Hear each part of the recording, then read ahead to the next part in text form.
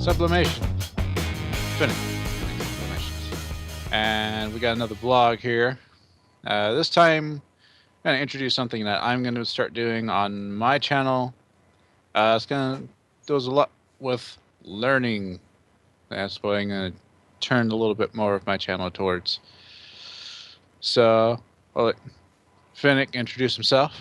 Hey guys, Fen here once again, and yeah, I'm just here with Terry Candlestick. We're going to shoot some video about learning styles. The things we're going to go over today is one, learning styles, two, learning aids, three, learning retention, four, inspiration and what makes you really want to learn about something, and then five, just about failure. This is something that uh, Terry might be keenly aware of. No. I'm kidding. I'm kidding. How dare you, you little vulpine punk! So, yeah, How dare you, sir!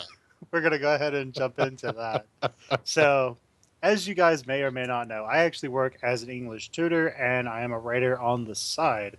Amateur at the time. Terry Candlestick writes a bunch of stuff in like My Little Pony and such like that.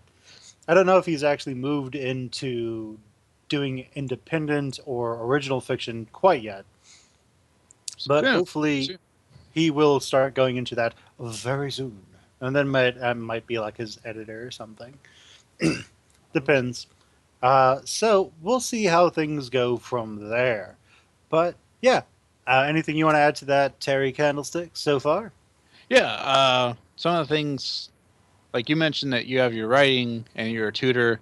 I'm currently doing just like a hardware job, but also I've taken up the hobby of doing doing some carpentry around the house. How biblical of you. Typical. No, biblical. Oh, biblical. Jesus was supposed to be a carpenter. Right. Oh, Father, where art thou? It's funny, like the atheist or agnostic guy knows this stuff. So. Yeah. Go ahead. But yeah, I actually knew that. But we should call you Jesus Candlestick, you know. Jesus Candlestick. And the fire, my fire. Okay. But yeah, I've actually got a few projects. I have this big bookshelf that I'm super proud of, and I have a couple corner shelves I made in a couple days. And I also have like this old side table outside, so it's really fun. It's actually something I'll probably look more into and probably even use that as extra income. Okay. But I just found like after studying for the GRE like twice, all the math, because that's all I studied for, because I had done English so much already.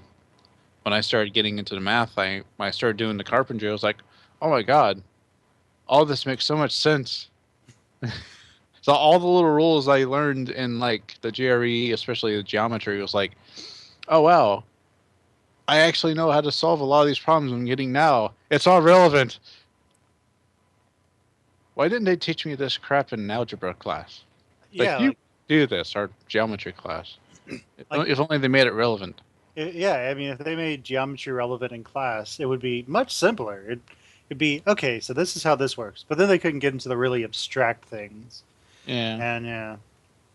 We want to show you how you can stand in the middle of stand anywhere in your room and not be able to find a place that a corner is pointing to you at. Okay? This is wonderful to know. It's like, okay, thanks. I don't understand why this is important, but... Yeah, exactly. Okay. If it was a Doctor Who episode and all the corners became homicidal. Homicidal? Yeah. You die.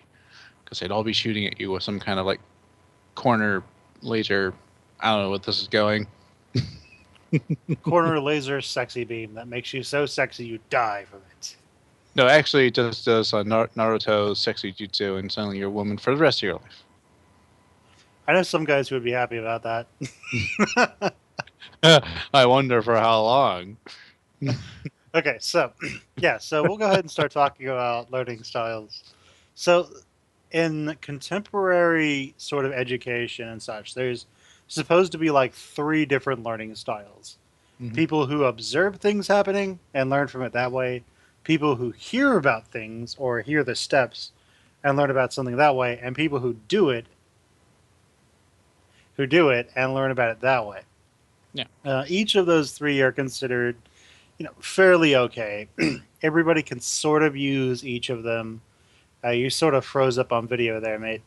Um, a Mhm. lot of people tend to do. We're getting like frames from you right now, by the way, Corriley. Yeah, Um, yeah. I'm getting frames from you. You just kind of.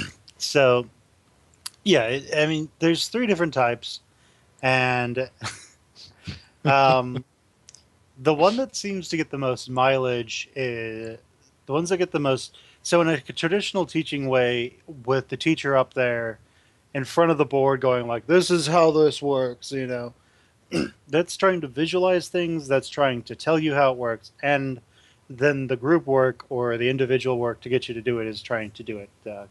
Loose like kinesthetically or something Yeah. to get you to do it with your body. Now, so those are the main ones. Do you have anything you want to add to that?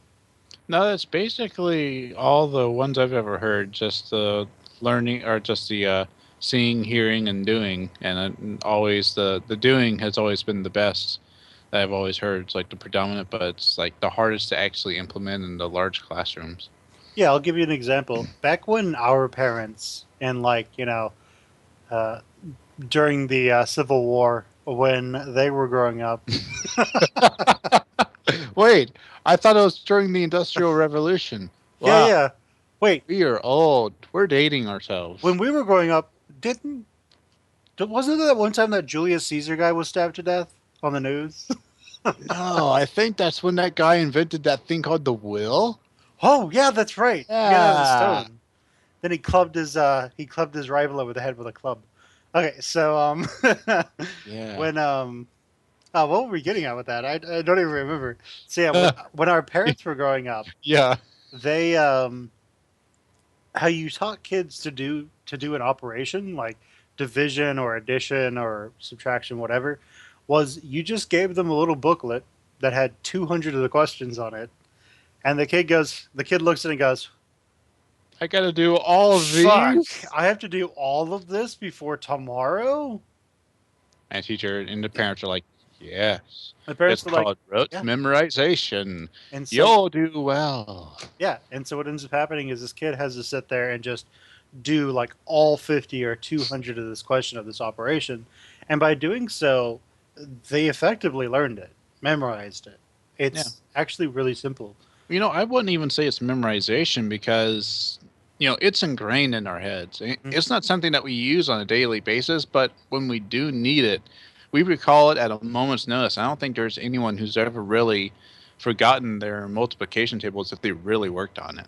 Because it's like rote memorization seems to have like the very strongest and firmest foundations. And then there's like memorization, which is like very short term, Mm. and then there's like learning by association, which I think is actually slower, but it might be just around as permanent as rote memorization, like what you said with multiple like multiple multiples multiplication. I can't talk. I've been doing English all my life. I still can't talk. Dude, I say that all the time in my English classes when I'm tutoring, because I'll be sitting there, I'll be like, "All right, and blah, blah, blah, blah, blah, blah, blah, blah." The word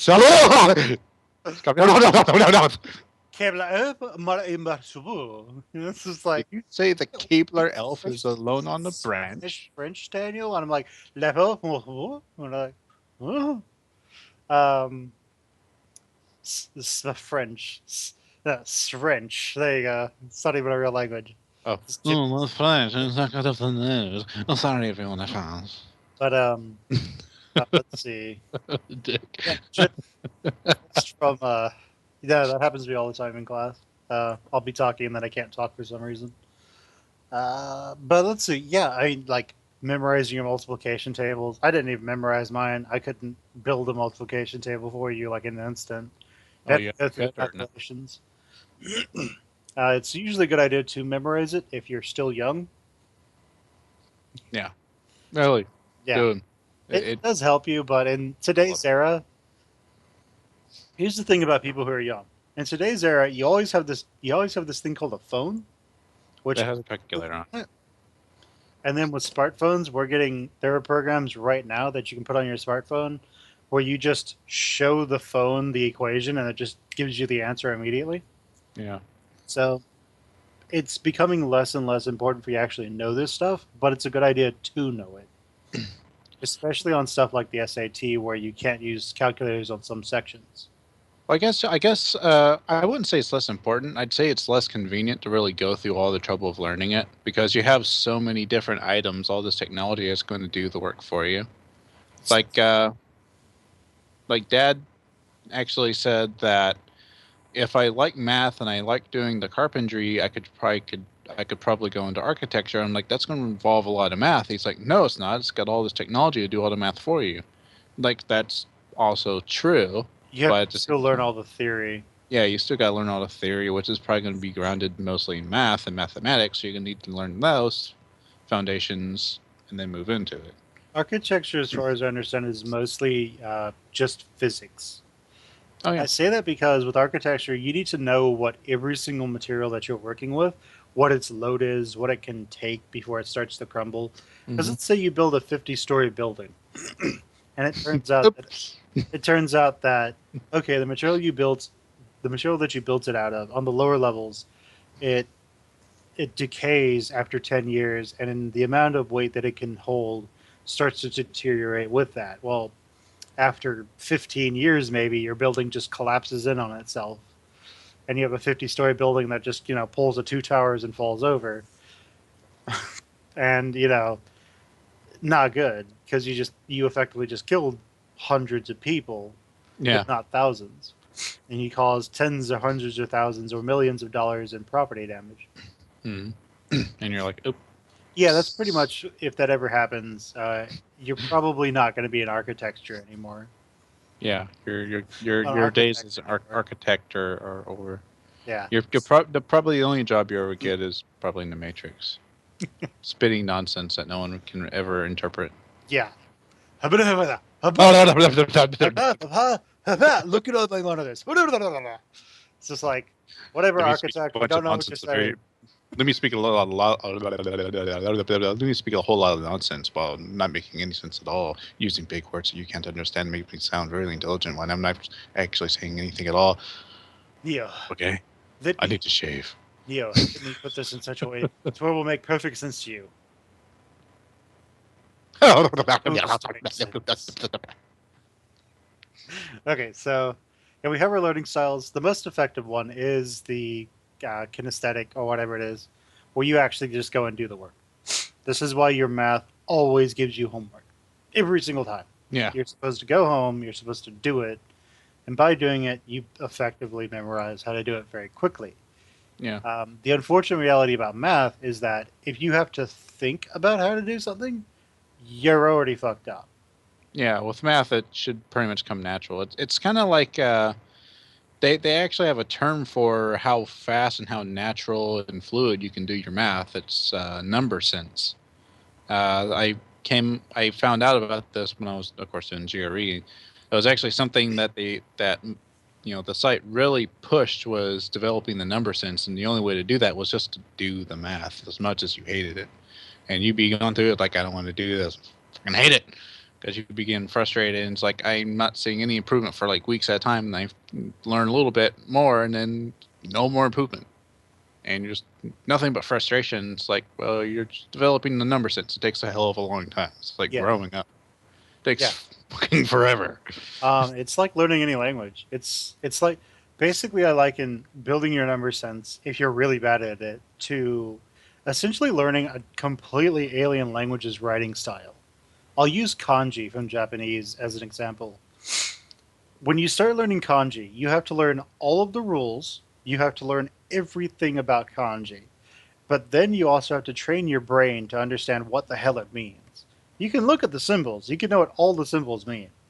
That doesn't mean you're going to know what it is. That doesn't mean you're going to understand how to interpret it. You have to understand all the grammar rules. You have to understand all this shit. And that might take like a 3-4 year degree for you to really start understanding what it's talking about. Mhm. If you go with a learning everything and then putting it together sort of like perspective. However, if you just start trying to read kanji, After about 6 months, you'll have your actual first major breakthrough, and you'll start to be able to understand kanji. But that 6 months is just basically slamming your face into a brick wall for 6 months of trying. Yeah. And if you give up, you don't get anything out of it. If Yeah. you stay at it, then you slowly gain things. And math is sort of just like how that works. You basically, to develop that number sense, you have to slam your face against a brick wall repeatedly for 6 months, and then you start having a breakthrough. The And the graffiti wall, the brick wall graffiti with equal signs, plus signs, multiplication asterisks, parentheses, all of it brackets. written in blood. Yeah, yeah. A murdered dear. Let's see. Let's see. Please excuse my dear Aunt Sally. Yeah, Aunt Sally's dead. Her face is wrapped in foil. That's also one of the other things. That's going to go into learning aids, but yeah, learning how to learn is an important thing. If you don't know how to learn, and also one of the most important things that I always tell my students is do not be a passive learner. Yeah, When you learn passively, you're picking up maybe 10 to 20% of what's happening out there. If you actively learn it and you actively try to wrap your head around it and you actively struggle with it, that's a good thing because that means you're retaining probably 50 to 80 to 100% of what you're doing here. 100% is very rare, but you're really struggling to learn things. It's regardless of how much people talk about how easy it is to learn new things, it's really not. Your brain resists learning to an extent. It likes new ideas, it likes new concepts, but retaining information and holding on to it for a long time and training your brain to think in ways that really aren't biologically realistic hmm from like a thinking standpoint and how your brain evolved to work, it really doesn't work. It's hard. So that's why we came up with hordes and hordes of learning aids. hmm Segway. Segway. So learning, so learning aids. One of the learning aids that I like to use is called flashcards, and a lot of people, well, are called flashcards. Like one of the, it says. So My word for them is sheets. flash sheets. No, just sheets. Okay, so flashcards. Flashcards. How I use them. So first off, let me explain how many students will use flashcards. They will grab a flashcard, whatever. They will write something on it, like maybe something like that. They'll then write a definition on the other side, Terry Candlestick. and they will then make a huge stack of these things, like whatever, and they'll just go through it, and they'll basically do this.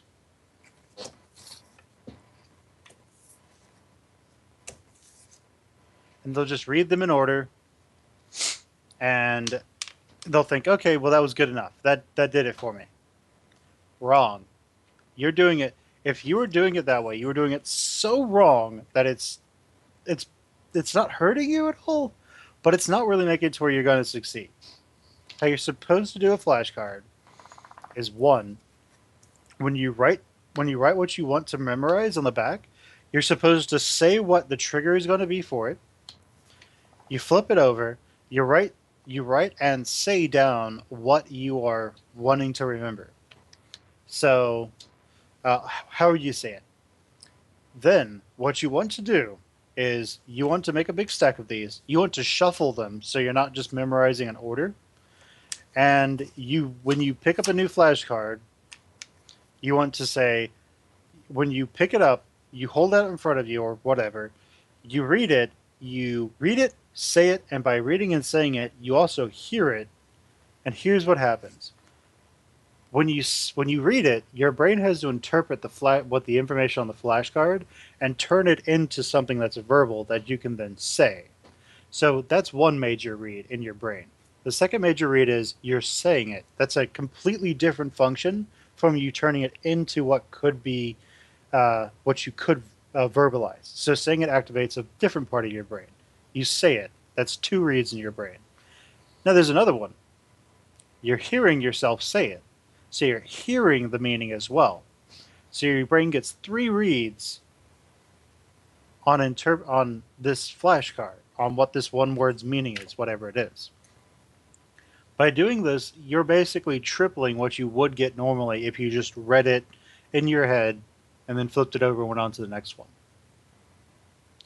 Now this is more than a lot of people think. Have you ever heard that if you want to remember somebody's name, you say a sentence with their name in it 3 times? Hi Terry, how you doing, Terry? Yeah, Terry, I think you're a great guy. Terry, Terry, Terry. 3. So really what ends up happening here is by using your flashcards properly or correctly, you're getting those 3 reads. Therefore, you're increasing the potential for you to actually remember what the hell you're trying to learn. And so it just makes your job easier. I'll let you try the next one if you have one in mind. Actually, I would just want to add to kind of what you were saying about the different reads. There's actually when you read it, I kind of like to do like the biological standpoint. When you read it, it goes to your occipital lobe in the back, which is pretty cool. And then when you hear it, it goes to your temporal lobes. But you can also do one to use the frontal lobe, which operates on thinking and logic, and that's by using the learning aid of the mnemonics. And and you've probably heard that, where you've probably heard what the mnemonics are when you come up with like some kind of crazy ass story for a word, and what you're having to do is kind of reason it out and piece it together, and it makes it memorable to you. Mm-hmm. So if you do that, it's a whole lot of extra work, to come up with a story. So it's got to be something that it's really, really hard. Like you've tried dozens of times, but for some reason there's something about the word and makes it really hard.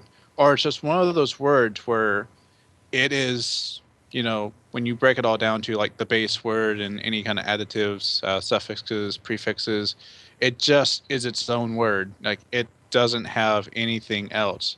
You have words like resultary or desultory or results, and they all have kind of like a base of salt, insult.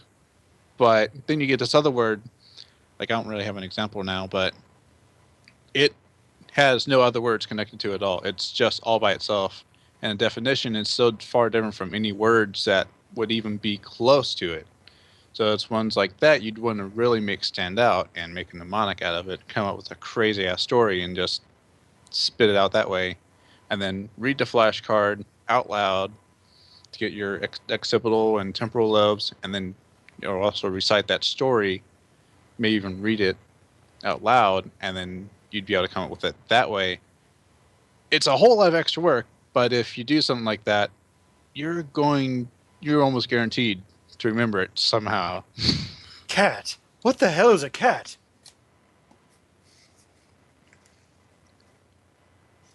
Cat. Cat. Blah, blah, blah, blah, blah, blah, blah, blah. Cat. Blah, blah, blah, blah, blah, blah, blah.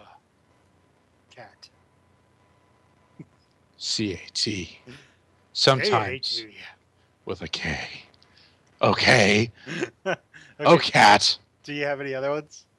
Yeah, actually, for me, especially for vocabulary, new words I'm trying to learn, it for some reason it helps me a whole lot. I guess it just kind of justifies my learning it. Mm-hmm. When I hear or read the word in different kinds of media, like a great example is when I was learning the word peruse, which means to study something like intensely and very very closely. Usually a piece of writing, so you're reading it very closely. And I heard Nick on the TV show Grimm actually use the word peruse to describe what he was going to do to a document, or to a large document. He was going to take it home and peruse it. And I was like, wait, did he just use peruse? I was like, that's awesome, and I've never forgotten a word, it's one of the words I use like almost daily, Hmm. and I think one of the major reasons is because it was used then. It wasn't one of those words I was picking up real easy, but when someone used it, it was like, oh wow, okay, it just made it more interesting. Yeah, it was like this, like something happened. But yeah, it for some reason it just made it so much easier to remember and made it so important. And so I remembered it very easily and continued using it. So that, and then like when I read, um, whenever I'm trying to learn a new word, I see it. It's like, oh, cool, they're using it. So I know it's like, I think it might come back to the idea that we're not really sure if it really means anything. Kind of like what I was saying about math. Like no one really makes it. Uh, no one really gives it any kind of meaning. It's just like you have to learn it because it's school. Hmm. Whereas if they actually give it a solid meaning and make it relevant, the relevance is there's a TV show that could be using really simple language, and then you pop out this word like peruse or prestidigitation, and it's like, oh wow, it just justified that entire word. The entire reason for me learning this word is people use it. Even if it's one guy in a TV show on one episode, it's justified. So it's fun. It suddenly has a meaning. Maybe it's it. Maybe it's not. Or it'd just be cool. Like I was learning that word. I just got real happy. It could just be that. Some very very childish reason, but still at the same time, it's enough. So yeah, Okay. I don't know if have you ever had that, like something like you were studying something and then something made you feel inspired about it. Well, I think that's going into a different point of our presentation today. So we'll probably hold off on that for a little bit later. Okay. But I mean, we're still on learning aids here. Yeah, the flashcards, you were pretty much dead on. Like everything I would have said about flashcards, you said. Yeah, Yeah. shuffling it, and it's pretty simple. It's a pretty simple one. When it comes to learning language, one of the actual things that I get asked a lot about at work is how do I get faster at learning? I mean, faster at reading. So if you don't know, on the SAT, in the reading sections, you essentially have in the reading and writing sections, you can spend about 8 minutes per section. So that means you need to read a passage, you need to notate the passage, and then you need to basically answer a bunch of questions based on that information, which means you need to figure out how to read quickly, efficiently, and for the most part, be able to retain and answer everything. So I always find that one of the easiest ways to do this is to just read. Read a lot. I'll give you an example. When I started reading the Dresden Files by Jim Butcher, I was reading maybe like 10, 20 pages, a day. Not because I was a slow reader, but because I would get bored very easily. This is really one of the big things. When people are not used to reading a whole lot, they tend to get bored of reading them. They tend to get bored reading, even if it's still really interesting stuff. Like, I always tell people, I always recommend Heart of Darkness because I find it extremely interesting as a book. I don't know if you've ever read Heart of Darkness before. Hmm. I'd just say go to the library and pick it up. It's a lot of fun in a grim, cynical sort of way. Is that the one you often go on about? Has like this main character is kind of like the hero, but at the same time, it's an anti-hero, and he's just like it's dark fiction or dark fantasy. Oh no, And that's Emperor oh, okay, Thorns. I love that guy. everything dies. Heart of Darkness is really good. It's a classic. For those watching this, if you can find Heart of Darkness in your local library, I'd say check it out. It's a lot of fun. I really enjoy it. Um, Another thing to do when you're trying to learn to read quickly is to understand that certain speed reading strategies that you're offered don't work. Hmm. What you're supposed to do in speed reading is you're supposed to stop your eye on every single word very quickly. You're not supposed to just slide across the words because your brain doesn't understand how to interpret that. Hmm. If you don't understand this, go ahead and try it sometime. Just take any piece of work, slide your eyes, never stopping, over an entire paragraph, and then ask yourself what the hell was talking about. You'll have Yeah, snippets. I've tried to do that before and it just doesn't work. Yeah, you'll get snippets of information, but you won't really know what it is. If you have your eyes stop on every single word very quickly and just move on, quickly, you're actually able to read faster than your mind's voice can vocalize, but Hmm. you're still reading it. You're still getting the information. That means kind of like the mind kind of paraphrases it Well, in a way. that's because language is very slow. If we could just, with say pure thought, push the information back and forth, or into a video that somebody could somehow understand, then that would basically this entire video might take like 5 seconds, Yeah, the as Matrix. opposed, yeah, basically, because your brain is able to absorb information really quickly if you think about it. Um, but reading in language takes a long time. It actually takes a lot. Let me put it this way: it takes a lot longer to figure out how to say something, vocalize it, and then be understood by somebody, than it takes you to just say, to just think to yourself, "I got this," and not think about how to say it or vocalize it, and just go and do it. Lot less time. The reticent people just go, yeah. Yeah. Yep. Yeah. Oh. But I got the. but it's just sort of how it goes. I mean, it takes longer. It's harder to vocalize things. Which is one of the reasons people who tend to be really smart are able to vocalize quite a bit. So learning aids, yeah, speed reading is difficult to master, but I mean, realistically speaking, you just want to learn how to read faster. It basically it just comes with practice. It's like doing math. Yeah, language is a very mathematical thing. People don't like to accept that, but it is. It has rules. It has regulations that it follows. Um, and as soon as you start understanding more and more of those rules, the quicker your brain is able to pick apart the information and just throw it all together. Because realistically, all a word is a set of meanings. That's it. Really, realistically, a word in English or any language is just a set of meanings that are attached to it, and it might be pencil, pencil.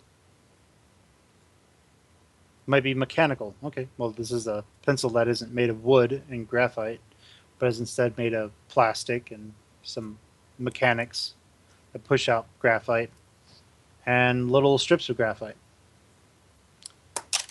Realistically, that's all they have. Book. Yeah. Um, so word language is very mathematical. The moment you understand that, or the moment you take a linguistics class, is the moment you realize that. So learning aids, yeah. So one of the other learning aids I like to implement is repetition. So whenever my students come to me and they start asking, then they'll say something like, "I can't understand or remember this word. How do I understand this?" I tell them, "Okay, so if you're having a word that you are just really struggling with, go to dictionary.com or go to the Merriam-Webster's dictionary reference and just write down the definition. Don't copy paste it. Don't read it like 20 times. Copy down the definition, and then tomorrow copy down the definition again. The day after that, copy down the word, its parts of speech, and all of its meanings. And just do that over and over every day until you can remember what it is. Hmm. And you want to be saying every single part of it as you're doing it, because this sort of does the same thing flashcards does, but it does it in 4 different reads. You're seeing it, you're reading it, you're hearing it, and you're doing it. So, it's just how it works. You want basically everything about learning aids. It's always going to boil down to some form of repetition or getting yourself multiple reads. Almost always. As I said, learning is difficult. Your brain doesn't like to do it because, in a lot of ways, your brain, the human brain, likes to understand non abstract things. It's able to look at a tiger and say dangerous. But if you were to try and explain chloroform gas to the human brain, it's going to resist because it doesn't know what that is. It can't see chloroform gas because it's clear. It's just basically a fog coming towards you that's going to kill you when it reaches you. And your brain doesn't know what to think about that. It just thinks danger, danger, or doesn't even understand it and runs away. This is the main reason why when people die of carbon dioxide poisoning, if they're in a really deep location and it just fills up with carbon dioxide. In the past, we didn't know how they were dying. We just said that place is cursed, obviously. And by cursed, we meant we don't know. Why? We don't know. We don't know. We don't understand why, so we're just going to attribute it to some sort of evil spirit or a god or something. God doesn't like it when people go down into the depths of the blah blah blah blah mine, Yeah. because they go down there and they die. Or like spirits. I remember from my sociology of religion class, animalistic religions, they would attribute spirits to just about everything, including trees and rocks. Mm-hmm. And if you're walking through the forest and you trip on roots, you can interpret it one of two ways. One, you've done nothing wrong and the tree's just kind of screwing around with you. It's like, I gotcha, practical joke. The other one is you have done something wrong. It's like, and the tree's like, look, bitch. It's kind of teaching you a lesson. You're like, yeah, I'll bitch slap you. Yeah. Which it's kind of interesting, but yeah, it kind of falls in that. Yeah, and a lot of those religions as well, like the interesting thing is that a lot of the spirits that were in animal form could be shape changers and take on human shape too. Oh yeah. Come talk to the village and hang out. The negative side of that would be, well, if there's something terrible happening in the village, there seems to be this damn gossip monger going around. Maybe that's an evil spirit, but maybe it could also be that the spirit's protecting the village from other things that are even worse. There have been accounts of people believing that as well.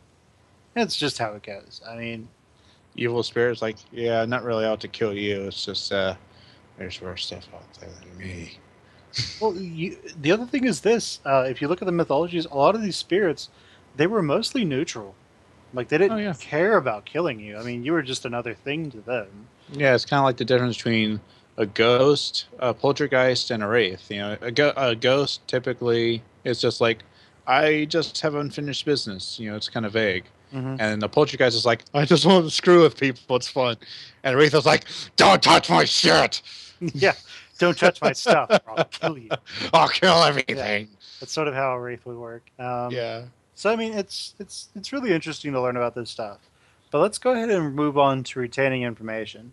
Okay. Honestly, retention of information goes hand in hand with learning aids.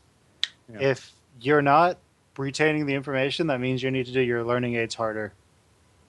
You just need to keep doing them. You'll learn it eventually. Yeah. One of the other things is understanding how to store information.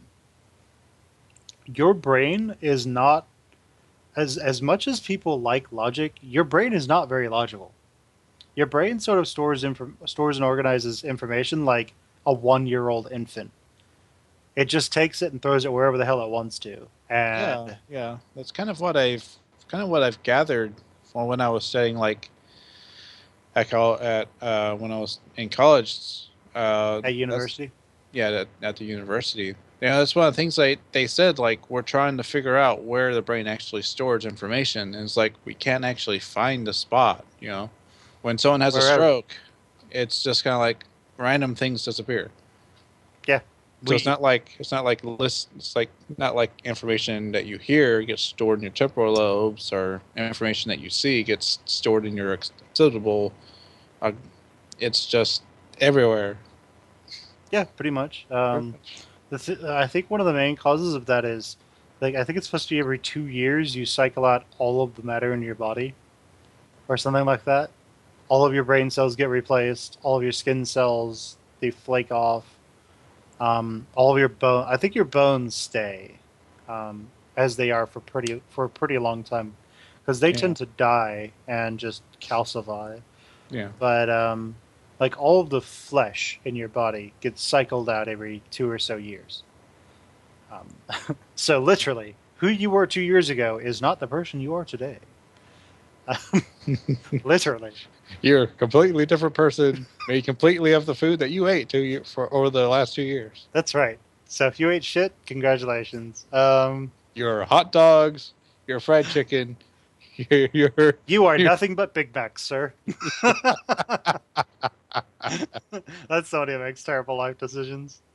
So really, the thing is, when you learn something, it's easier to reinvoke it. It's easier to remember it. So what you want to do is you want to make up, I believe it's mnemonics Mhm. of things that you want to remember. One of the reasons people say "please excuse my dear Aunt Sally" is parenthesis, exponents, multiplication, division, addition, subtraction. That's what it means. Yeah, Um, and foil. yeah. First, outer, inner, last. Yep. So there are all these mnemonics that if you were to ask us, "Hey, how do you do this thing?" We'll probably look at you and go, "Please excuse my dear Aunt Sally. You do this first." Yeah, Because those mnemonics basically think about mnemonics as getting a big strip of paper and then on every single, well, a huge, really long chain, and every single one of those chains has a little ball of text in it that you can just grab and pull out, and it has this long little strip of text on it. And you're able to just read that and go, okay, it means this, and you have your chain of thought. You have this little like mnemonic there that basically is it's a little call. It's a little caller agent that goes and finds that information for you when you invoke it. And by doing so, you're able to remember what comes before this and that. It isn't perfect. Making mnemonic chains probably doesn't really work too well. And what I mean by that is like, uh, if one mnemonic is "please excuse my dear Aunt Sally," and let me give you an example. If you said, uh, please excuse my dear Aunt Sally Faye," and Faye is supposed to mean foil. So, please excuse my dear Aunt Sally Faye, which leads into uh, parenthesis, exponents, multiplication, division, subtraction, addition, subtraction, foil, F, because this chain can only get but so long, and it starts becoming towards getting confusing to your brain. This is why most mnemonics are between like 5 to 10 syllables or less. Well, 5 to 10 parts and or less. So, finding ways to connect things together with words makes things easier. The other thing about retention is when you link things together in a big web work, it makes it easier to understand things. Yeah, well, and to remember things. Um, Mostly because your brain likes to prune things that it doesn't find useful anymore. yeah, So I'll give you an example. If you played guitar when you were 10 years old, and then you put down your guitar and then touch it for 10 years, you're not going to remember how to play a guitar. You're going to have to learn again how to do this. It'll be easier because a lot of the stuff is still there, but you're not just going to pick it up and be the same level of proficiency you were when you put it down. But getting back to there will take considerably less time.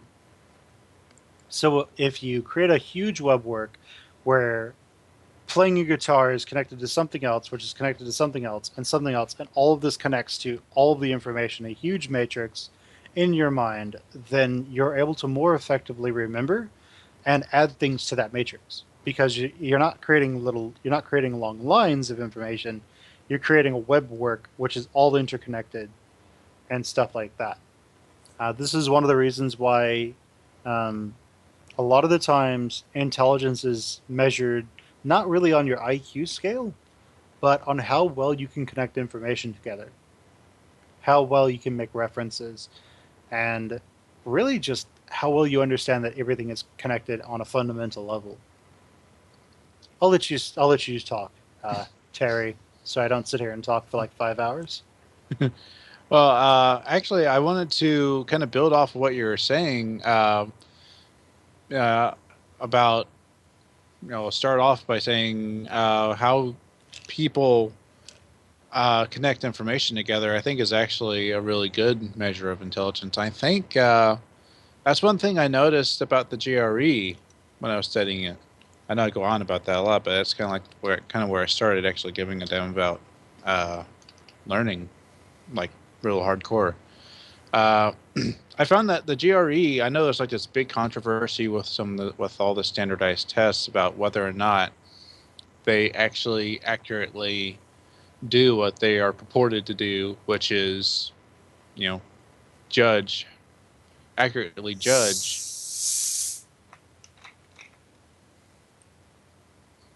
That was my pet anaconda. It's currently deciding whether or not it wants to eat me. Oh. Eat them. Eat. Okay. It was the dragon that lives in my closet. I have ponies in mine.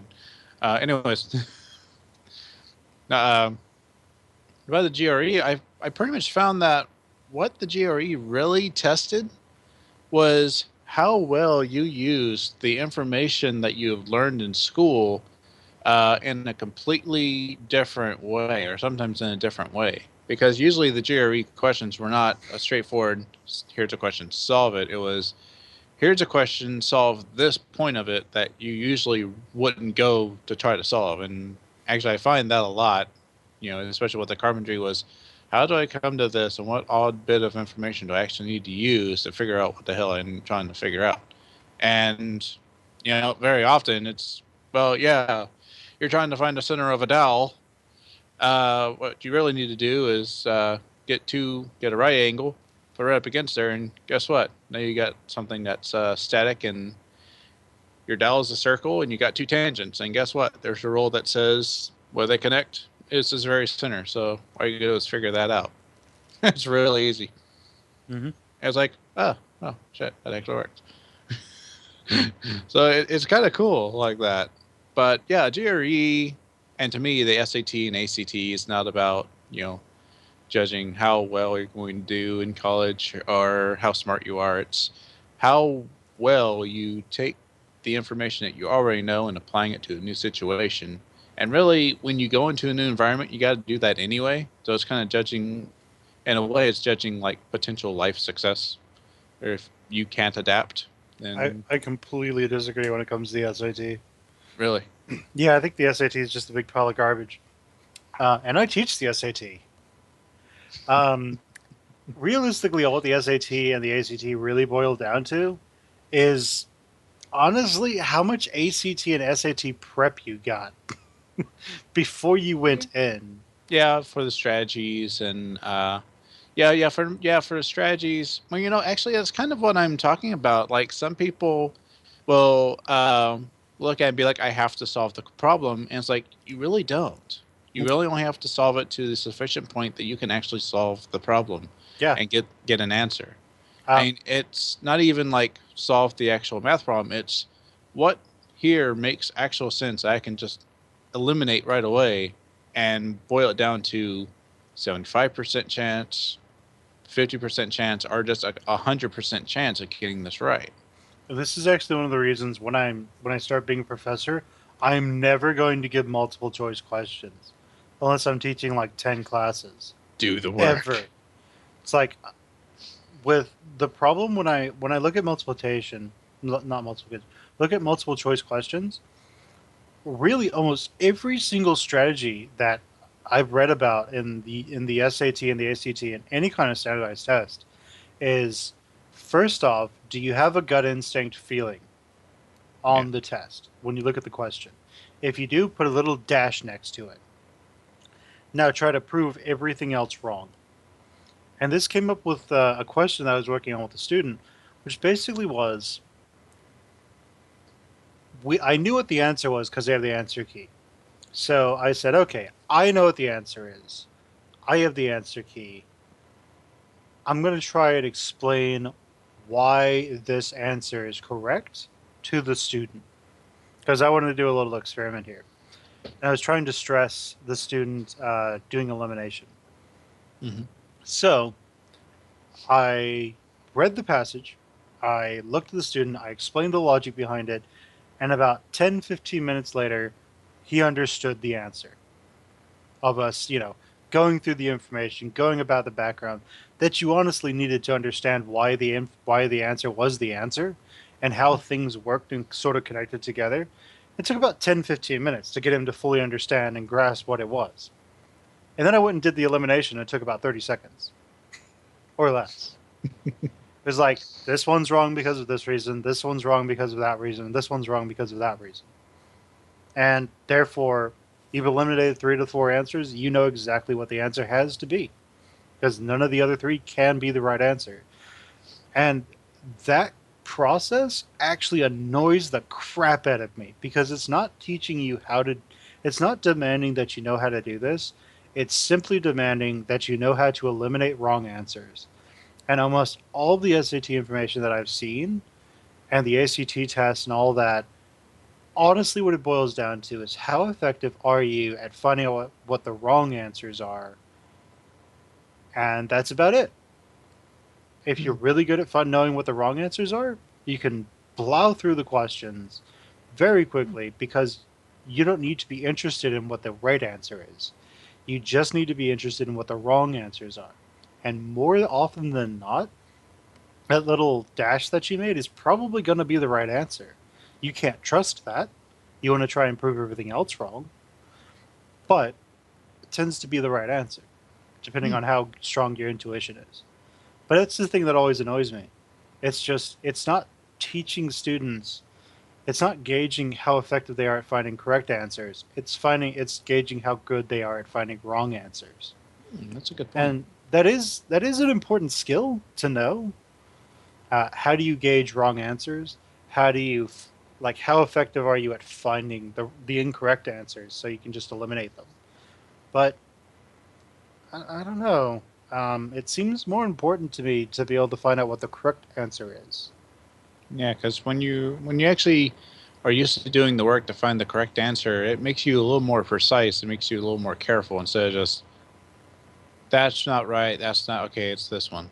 And here's the other thing: when you're in the SAT or the ACT or the GRE, okay, so you have like 4 to 5 to 6 questions and potential answer choices.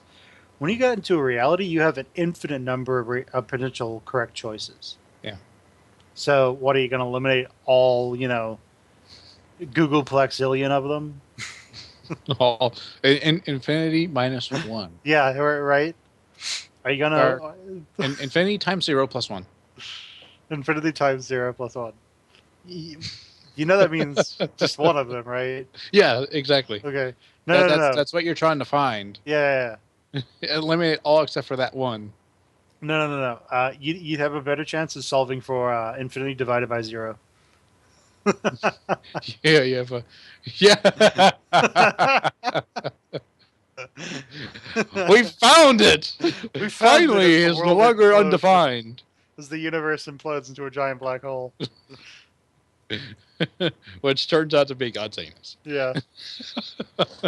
As he's sucking us in for the next big fart that we know as the Big Bang. Mm-hmm. All right. Let's just say making information what makes it easier to remember. Let me finish up on mine. Okay. Retention. I've got a little confession to make. I have trouble remembering my left from my right. And the way I always have remembered which way is left is I do this. Even if I just do it out of sight and I don't even I wouldn't even look at. Just the feeling of doing this helps me remember, or lets me remember, that way is left. Ergo, the only other option for this is right. There's only one or the other. This is left. This is supposed to be right. So whenever someone says turn right, I go, okay, I got to go that way. Left, so, left, right, left, left. so, Private, why ain't your head up? It's the only way I can remember. Private Terror! What are you doing? Remember what left is, sir. Damn it, you do this too? Private Derp! I didn't know more people did this. And then he's doing it in his room. Yeah. Left. No one's supposed to see this. Let's see. You said mnemonics. I actually use mnemonics on a daily basis. As well as order of operations. Like whenever I'm at work and like I'm in lumber, which is like super intense. It's like whenever it gets busy, and it gets busy like that. I mean, it's insane busy how fast it gets. Because we get calls, we get customers inside in our lumber area, and they need wood cut or just have questions answered, and then we get people at our loading gate, and they don't usually come like, oh, there's one, and then okay, now you got a call, and then a couple minutes later, someone at the gate, and there's like a few people. Then you get inside, phone call, and gate like all at once, and it's like help. And then like you're also trying to do other projects. They want you to build shit and make screens or rescreen. And one of the things I struggled with was like, what do I do first? And really it just came down to I had to decide what my order of operations was going to be, and the top one's always just a customer. The immediate customer is the first one, then I can figure out what everything else is according to priorities, due date on screens, and usually what's more immediate is the person inside, the person at the gate, and then person on the phone. Because they can always just take a message. Be like, call this guy back. Or to you just call back anyway.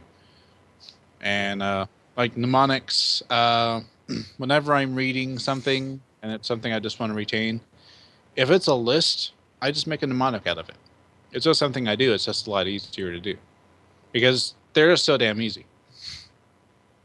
So yeah, it's easier to remember that. Yes, it's easier to. It's hard to remember like a whole list of different types of cheeses that can be used in a certain recipe, or that work really good with different kinds of meat for a sandwich, versus like having like just a sentence that's really goofy but memorable. Mm-hmm. So whenever like for the days off, like the days that we have overtime, I remember it's like First North Elm, and that's like all the days that we actually have. It's like the first of the year, 4th of July, the Independence Day, Easter, Labor Day, Memorial Day, and then we just have Thanksgiving and Christmas off. So it's like those few days. That's it. That's it. I say north. Yeah. North. 4th Elm or something. Yeah. National Day. It's like Independence Day, I guess. Maybe it was south. Anyways, but yeah, that's how I remember it. It's a really convenient way. Okay. And I still remember it. After working there for like over half a year. So it's definitely an effective strategy. So whenever someone says, which holidays do we have double pay on? Just recite that in my head and say these. And they're like, oh, okay. No, you should just say it out loud. Just be like, North 4th Kidney Stones, 10-man condom, and Noka Coke. they're like, what the hell does that mean? It means this holiday, that holiday, that holiday, holiday. And they're like, Just it's like, huh? Oh, I get it. I get it. It's weird, but I get it. I'll show you my method. It's really simple and easy, and it's really easy.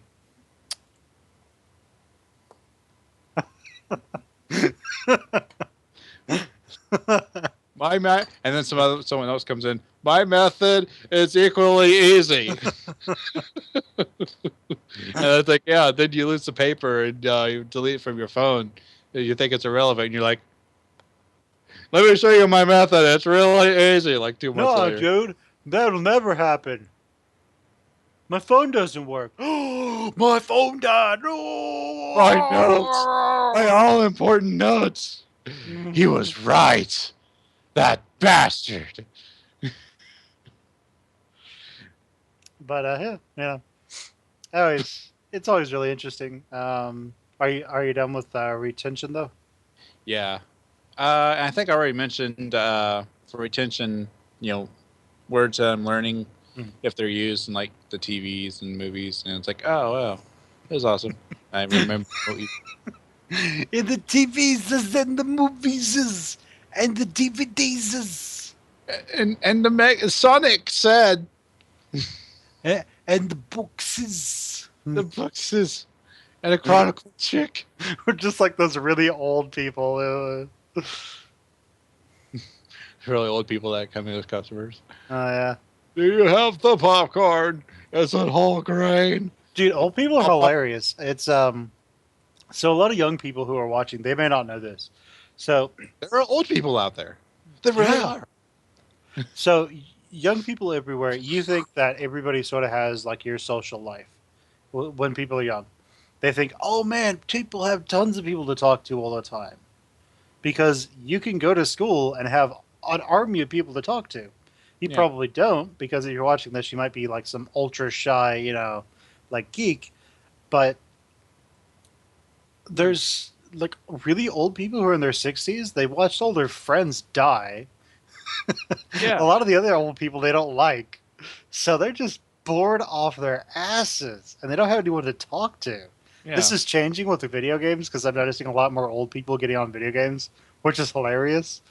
Um, I was playing. Well, actually, I guess I was gonna say that's the new market for like new, game programmers and such. But then I remembered, oh wait, the baby boomers are kind of dying out, and that was like our huge surplus of elderly. So yeah, you guys kind of missed the mark on that if you didn't take advantage of it. Sorry. So I was playing Warhammer End Times Vermintide, and basically there was this like guy who sounded like he was 80 years old playing the dwarf, and he was like, "Bring it on, you motherfucking rat bastards! I'll fuck you all up." And I'm just like, "Whoa, what the hell? Are you exaggerating that? Are you actually that old?" He's like, "I fought in Vietnam, motherfucker. I'll show these guys what's going on." So like, either this was some guy just playing with us, or he had like a horrible kind of like lung and like neck disease or something, or he Like was legitimately like the oldest person ever, and it was just hilarious. the World War I or no World War II vet in the game. Let's go, you! I only got a few more years to live. I want to spend a kick in your ass. So It's so yeah, disrespectful. and you sort of But see a lot of old people on like MMOs and stuff because they're starting to join that now too. Yeah. When I played World of Warcraft way back in the day before they screwed it up with all their expansions, World of Roguecraft. they had bunches of rogues. They had bunches of old people playing it because they were just the holdouts from EverQuest One, and EverQuest Two sucked when World of Warcraft came out. So people sort of jumped ship, and it's really just to get back to my original point. Old people don't have a lot of friends anymore. Like their friends are dying off. Their kids are leaving to go to college and start their own lives. Their wives don't like them, or their husbands don't like them, or they've died. All kinds of things happen. Old people get lonely. If you ever have an old people come up to you, if you ever have an old person come up to you, like if you're working retail and they start talking to you, they're bored.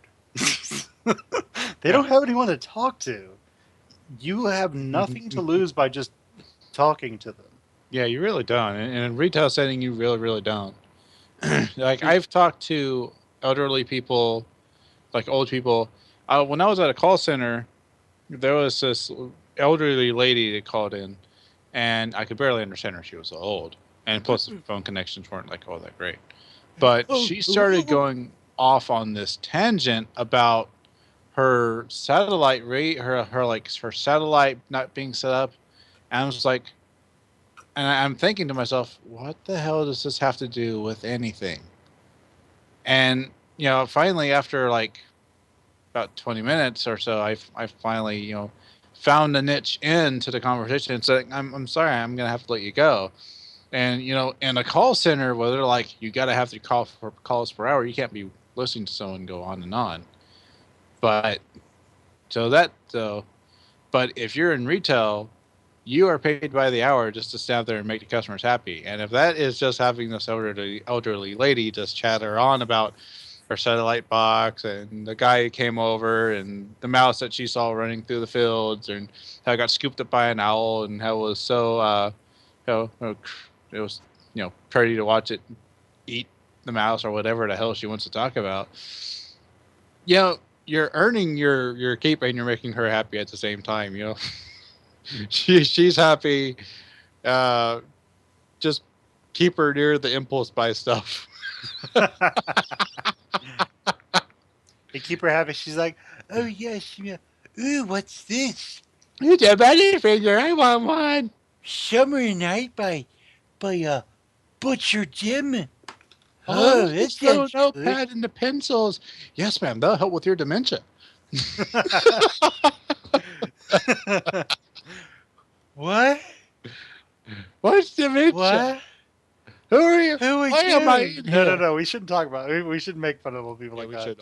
We have relatives who are starting to go through that. So actually, that is one thing I wanted to point out. I did talk to my grandma. And I was just thinking, you go to those old people in the store, and they're just like completely. They're just there for the social, and they have Alzheimer's. So you talk to them for 30 minutes. You walk around the corner, come back around, and you say, "Hi, how's it going? I don't think we've met before." You have the same 30-minute conversation with them again. Walk around again, come back. Hi. It looks like you're doing your job, right? So really. That's terrible, though. There was a comedian that actually did a joke like that. It's like it had. He said that there was a Starbucks in Houston on two street corners across from each other. There was a Starbucks, and on the other street corner, right across from it, a Starbucks. It said the only group that this could possibly get extra money from was Alzheimer's patients, because they'd walk out of one Starbucks and they'd see this one and be like, "Wow, it must be our lucky day. I think it's time for coffee." They're walking out of a Starbucks and they go right to another one. They walk out, "Oh, it's time for coffee." They just go back and forth. Oh, but yeah. I actually feel bad now because we're sort of getting away from like retaining information at this point. But go ahead. But yeah, I think we'll just cut that part. Okay. Well, no, we'll just cut it right here. That is, drop our tangent. Oh, right. Good.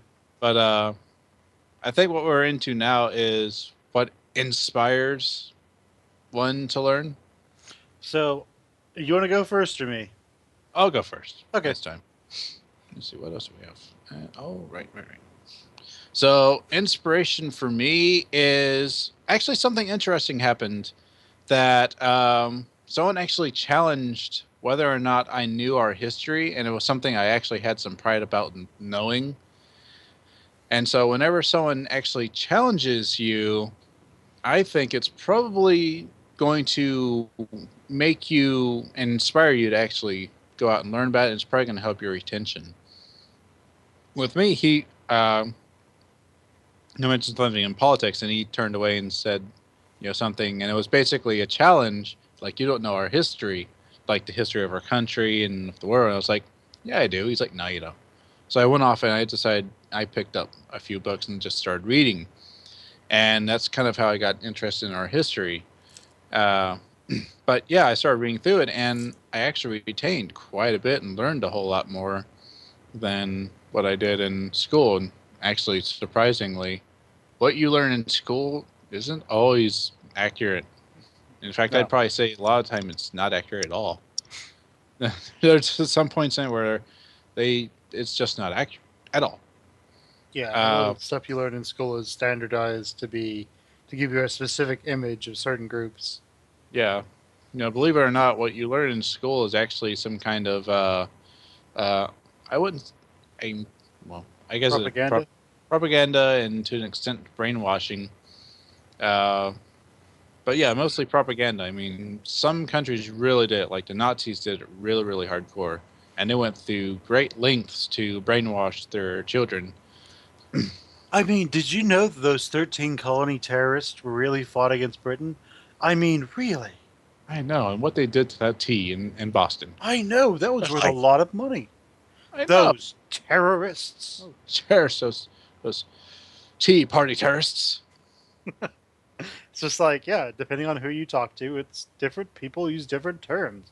You can experience this if you ask an American about when Texas joined the U.S.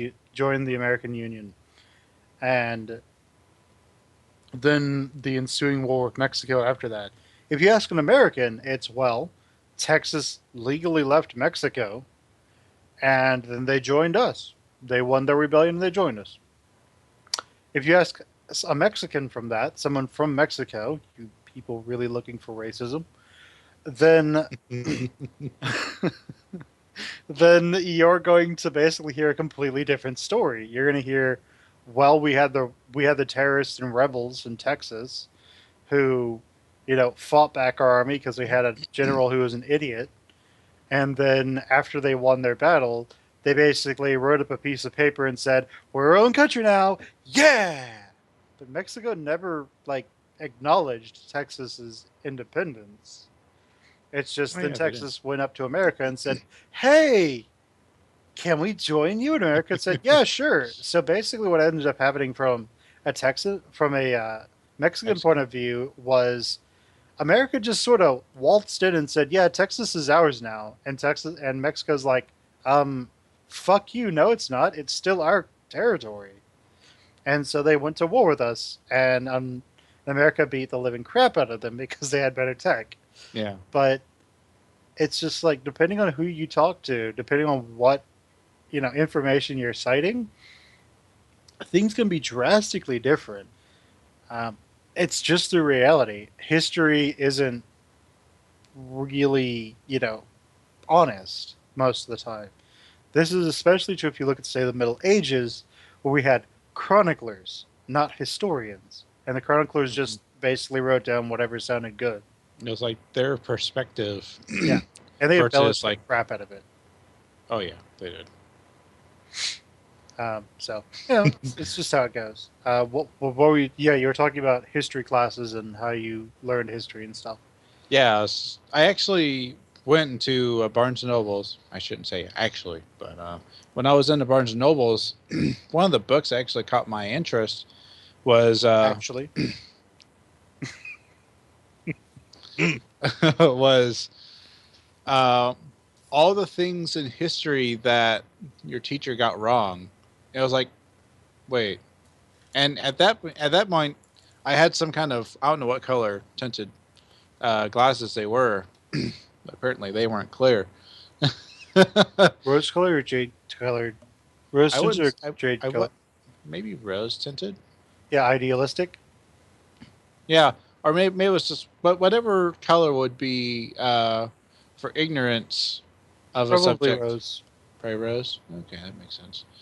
I had rose tinted glasses and goggles, probably both, on regarding whether or not what I actually learned in school was entirely accurate. And it's like, wait, they got stuff wrong. It's a history class. How do you get history wrong? It's kind of like this is what happened. There's only one way to interpret it, but then like you're pointing up a good point with like Mexico's secession or Texas's secession from Mexico and its subsequent joining the U.S. as a state. Uh, actually makes a lot of sense, the different perspectives.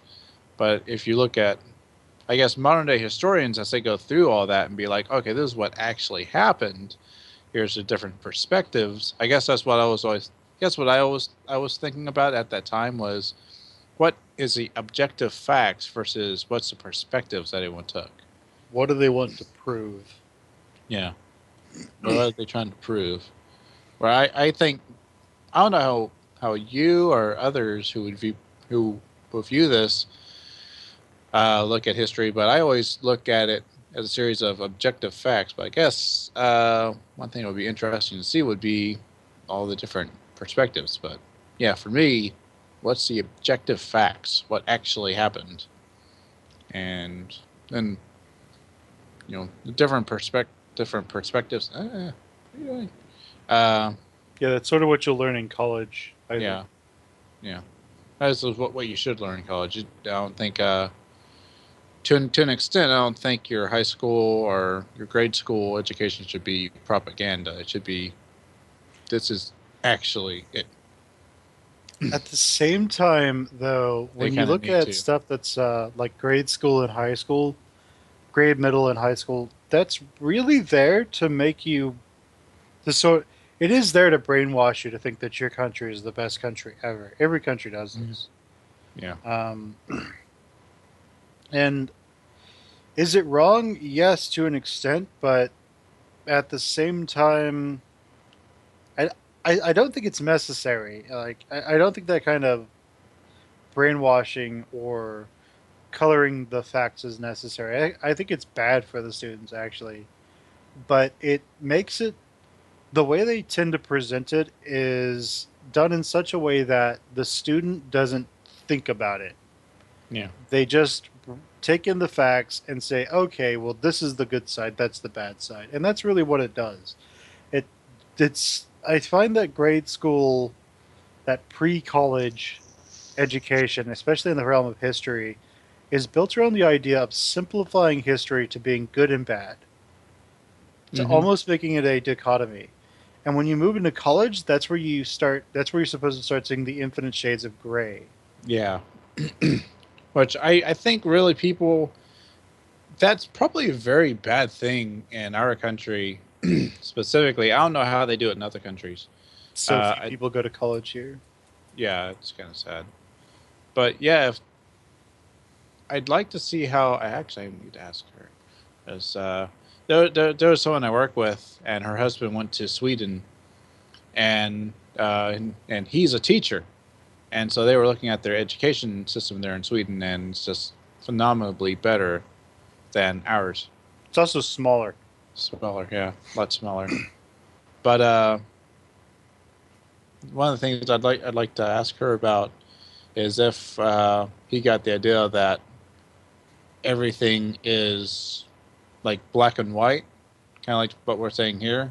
If everything's broken down, just be black and white, or if they really do the infinite shades of gray, and right in grade school, instead of saying, and yeah, I've actually seen this in as I watch politics, and certain political party, I won't say who, Democrats, Republicans.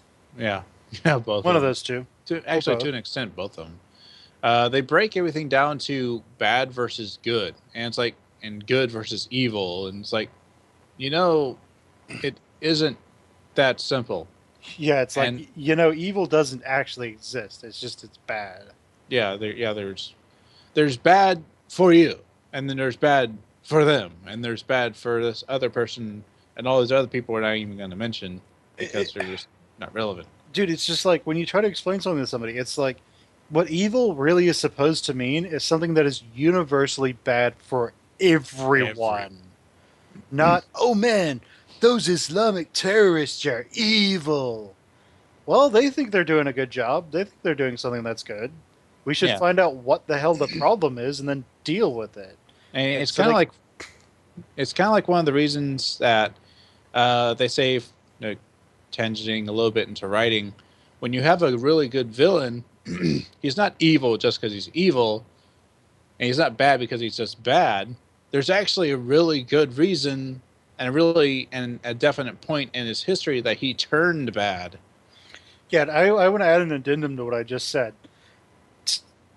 Those Islamic terrorists are assholes. Like they are just murdering people for no reason, essentially, Yeah. because they're using sort of their religion as a shield to protect them. And those, what are they? Not the Zionists. The Sharia.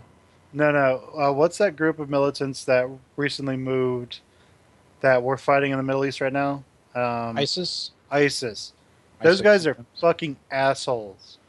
They are destroying landmarks that have existed for thousands of years. There was extra credits. They recently ran an episode where they were talking about some little desert city that was in the middle of nowhere that basically saved Rome from being destroyed. And it's just like, so ISIS moves into that area. They take over the town, and they start destroying landmarks. They start destroying buildings that have been there for 2,000 years. It's like what the Taliban did. There, it's like when the Taliban was active in Afghanistan. There were like 100 foot tall statues of Buddha that were carved into the side of a mountain, and Mm-hmm. the Taliban shelled them with a tank, Yeah. destroying them. It's just like, okay, you don't give a damn about like Anything, but they're humanity's like past or anything. I mean, if humanity went extinct tomorrow, sure, those things might weather down, but what if like the race that succeeds us, what if they found some of this stuff? What if they're like, what the hell is this thing? This isn't natural. Was this something from a race before us? If the human race went extinct and then aliens found the planet, they'd be able to look at our stuff and say, wow, this is what the people who lived here looked like. But yeah. those fuckers with the Taliban, no, killed them all. Every single last one of them. Yeah, there's Exterminate them. ISIS, exterminate them. yeah, any kind of extremist, I'm always in favor of seeing them exterminated like pests, I mean, rats, anything. and by exterminate, you don't necessarily need to kill them all. You just need to like sort of destroy their organization. You need to reform them. You need to like make it. I mean, if they just said, "Okay, we're going to be assholes, but we're not going to destroy shit that's been there for thousands of years. We're not going to destroy humanity's history just because we don't like it right now."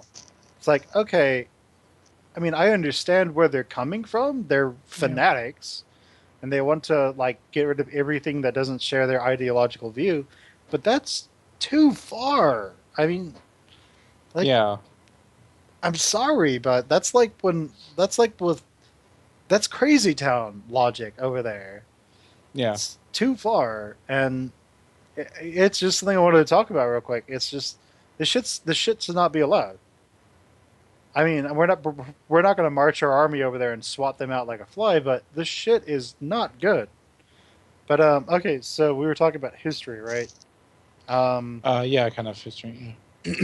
Yeah, Yeah, kind of how I was inspired by being challenged yeah. about my history knowledge. It was mostly about socialism and communism, and I saw, and basically there's a common misconception here that socialism and communism and fascism even are all one and the same thing. Like they're exactly the same. I'm like, no, That's why they all have different names, right? Because they're that's the why same thing.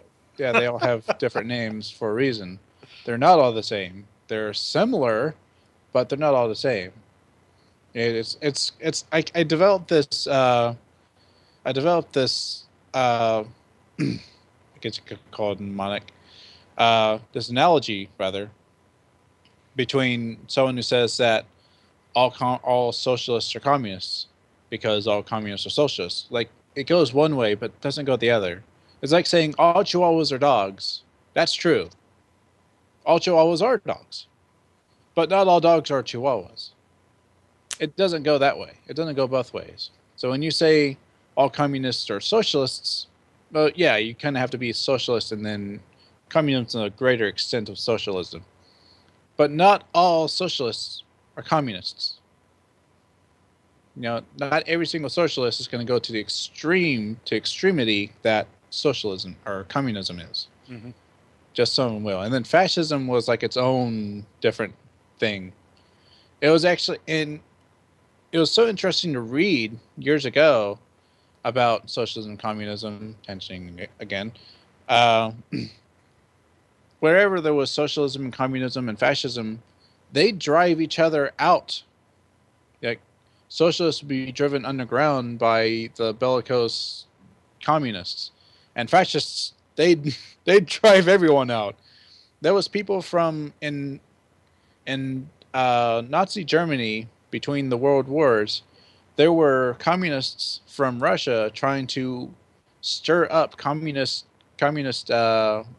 feelings in the country to try to cause a communist revolution, while the Nazis were trying to wrap the entire country in fascism, and socialists were trying to gain ground and make a more gradual approach to bring the country into the world.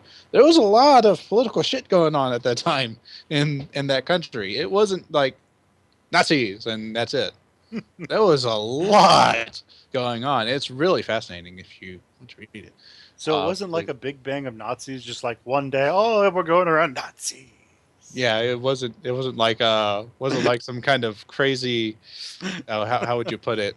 Like a TV or not TV. It would be like a Broadway musical. It's just like, no, we're Nazis.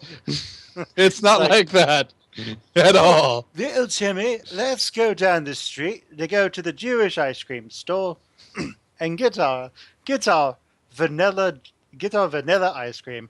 Oh, this is fantastic! And oh no, all the stores are closed. Yeah, it's kind of like it wasn't like sudden concentration camp. Like no. Someone in a play that's supposed to be just like a side character opens up the door into a musical number, and they're like, right, close the door. No thanks. You just gotta stare for a moment, and it's like, nope. Nope. Nope. Nope. I'm done. Let's see. Returning from the tangent, other things that I do or that help me learn. Just when it's interesting are available. Like for this example, I'll use World of Tanks, and definitely Pokemon, but first World of Tanks because it's most recent. Just having the availability of all these different tanks, just a little bit of information, just a little snippet, is enough to kind of make me want to learn more about it. And our main tank that we used for America in World War II, the Sherman, you won't believe how adaptable this damn thing was. And you could put a snorkel on it and it can go underwater. Dude, you literally could. They even had an amphibious form of it on D-Day when they attacked the Normandy beach. They had so many different variants. There was like a whole bunch in it. I think the movie Fury, that was one. There's one called the Firefly, the Sherman Firefly, that is kind of interesting to learn about in respect that the British made this massive gun that none of their tanks had a turret large enough to hold. They literally made a gun they could not use. And so they said, hey, America, your Sherman's got a great big ass turret. Why don't you put this gun on and hunt tigers? They're like, hell yeah! Let me get my trucker hat. Wait, what happens when we fire it? You move back 5 inches in one direction. Awesome! Guns! Yeah. America! It's like, America, one of the countries that has a gun in a plane that's so damn big, the plane is built around the gun and you fly the plane. And when you shoot the gun, you will stall and have to, like, catch up Yeah, speed you have again. to, like, turn your plane down just to, like, I think that's hilarious. We actually have planes like that too. It's hilarious. Oh, really? Yeah. I forget what type of gun it is. I think it's rapid fire or something. But basically the ship is around the gun, and you have the engine behind it. And yeah, I mean, I'm pretty sure if Sony watches this and they're in the Air Force, they'll be able to tell us what type of gun, what ship it is. I could go look it up, but I don't really want to. But it's hilarious. If you fire the gun for too long, you'll actually stall, have to pick up speed in a nosedive, and then come out of it. Oh, nice. Unless you have hovers. I don't think they have hovers installed in it. Hmm. They should. Maybe. But okay. Anything else for number four? What inspires you? No, really, that's it. Getting challenged and when it's interesting. Oh wait, I said Pokemon. Yeah, Pokemon. For some reason, it was just so incredibly interesting. The first thing I learned about Pokemon that really got me interested in learning it was I was in biology class, and there was a Pokemon called Vulpix that's a Fox type, and most of its name comes from Vulpina, which is Latin for fox, and it's also in the subfamily for foxes and the taxonomy of foxes. Mhm. And so I read that, I was like, holy shit. They actually took the taxonomy of a fox and mixed it with the number of tails it had, which is 6, and made it Vulpix. That's awesome. Now, there's probably going to be rage eventually about this because I mentioned that on a forum website, and people are like, "You need to take your rose tinted glasses off there because a lot of these names are really stupid." And I'm like, "Yeah, a lot of names are going to be stupid." But then they have like these gems, and actually, for the first couple of generations, there was so many gems. Then you have something really stupid like Mr. Mime. Hey, you gotta take off your rose tinted glasses.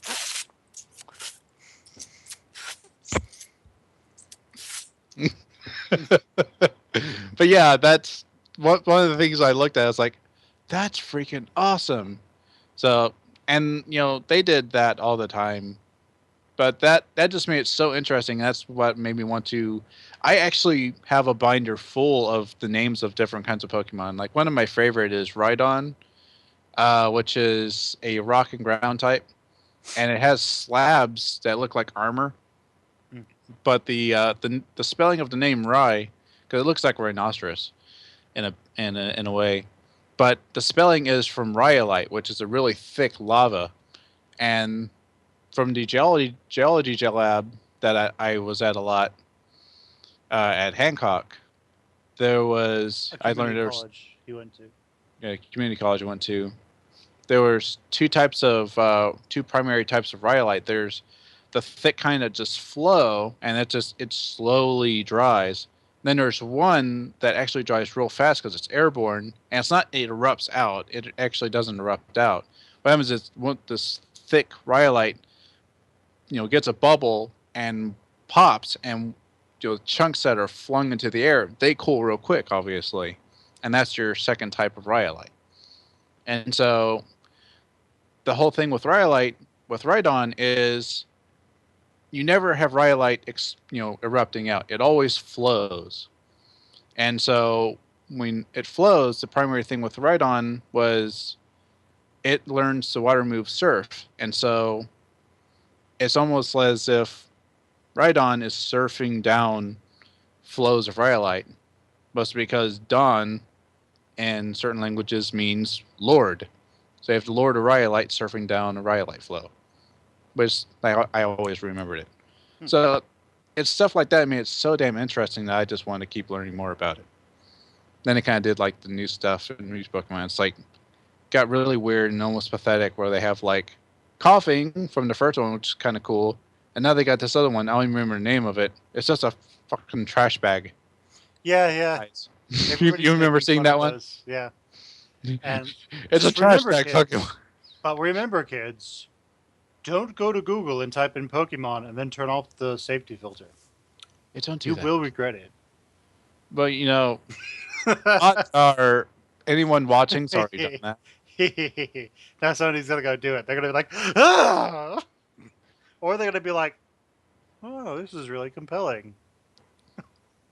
Odds What are is there's this? only a few people that have not done that. A few of our viewers have done, no matter how young they are, and they're looking at this going, "I remember doing that." It was amazing. I can't unsee what has been seen. They just rub their eyes. I wish I could remove the memory. No, they just get bleach. All right, I got to take care of this.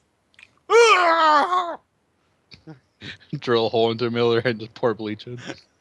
Don't do that, by the way. Don't do that. Uh, Very bad idea.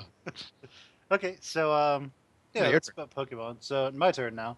What inspires me? So for the most part, I tend to find things that have to deal with writing or my writing style or whatever I'm writing about to be the most inspiring or interesting thing at the moment. For example, one of the universes I write about has to do a lot with like quantum physics and theoretical physics and different planes of existence. So every now and again, I'll get inspired to go watch a documentary about that, and then that documentary will be like my starting ground, and everything else will flow in through that. Or I'll want to research orbits because I have this because I don't know the term for like something, but I want to find out what it is. Do you know what heliocentric orbit is? Well, that's the orbit that planets have. Helio, sun centric orbit, things going around the sun. There's also a specific term for uh, a moon or a satellite's orbit around a planet or any kind of celestial body. So if I wanted to talk about how something was in a certain orbit around whatever, then I would use those terms because it shows that I've actually done the research. When you get really interested in something, just research the crap out of it. Just don't stop because that research leads into other research, which leads into even more of it. And really, the when you stop learning is when you stop being interested in what you're learning about. Yeah. So if you're writing, say, a fantasy story, you might be interested in how fantasy, but how certain things happened in fantasy settings. Um, you might find like snippets of specific information, but you also need to, but like you'll find things that you can't use. Like during Napoleon's time in France, there was a house with plumbing, full plumbing, when nobody else had full plumbing, like the 1400s or whatever it was. Well, I think it was before Napoleon, but whatever.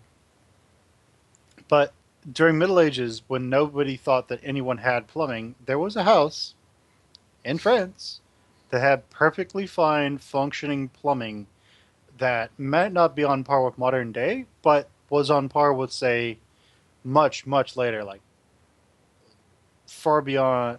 It was maybe like Victorian era plumbing, maybe. Now this would mostly be just like the waste system, right? It wouldn't have actually have No, like running water and pressurized. everything, from what I read. Oh, really? Oh, do you Yeah, even have like the pressurized lines coming in? yeah, it was way ahead of its time. Oh, wow. The That's thing good. is, if I was to present that information in a story, I would just look like a pretentious asshole.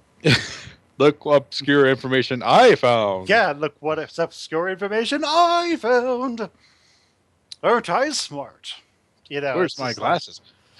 The thing was like nothing but shine. Yeah. it's just like, good job. So you found something that nobody else knew about.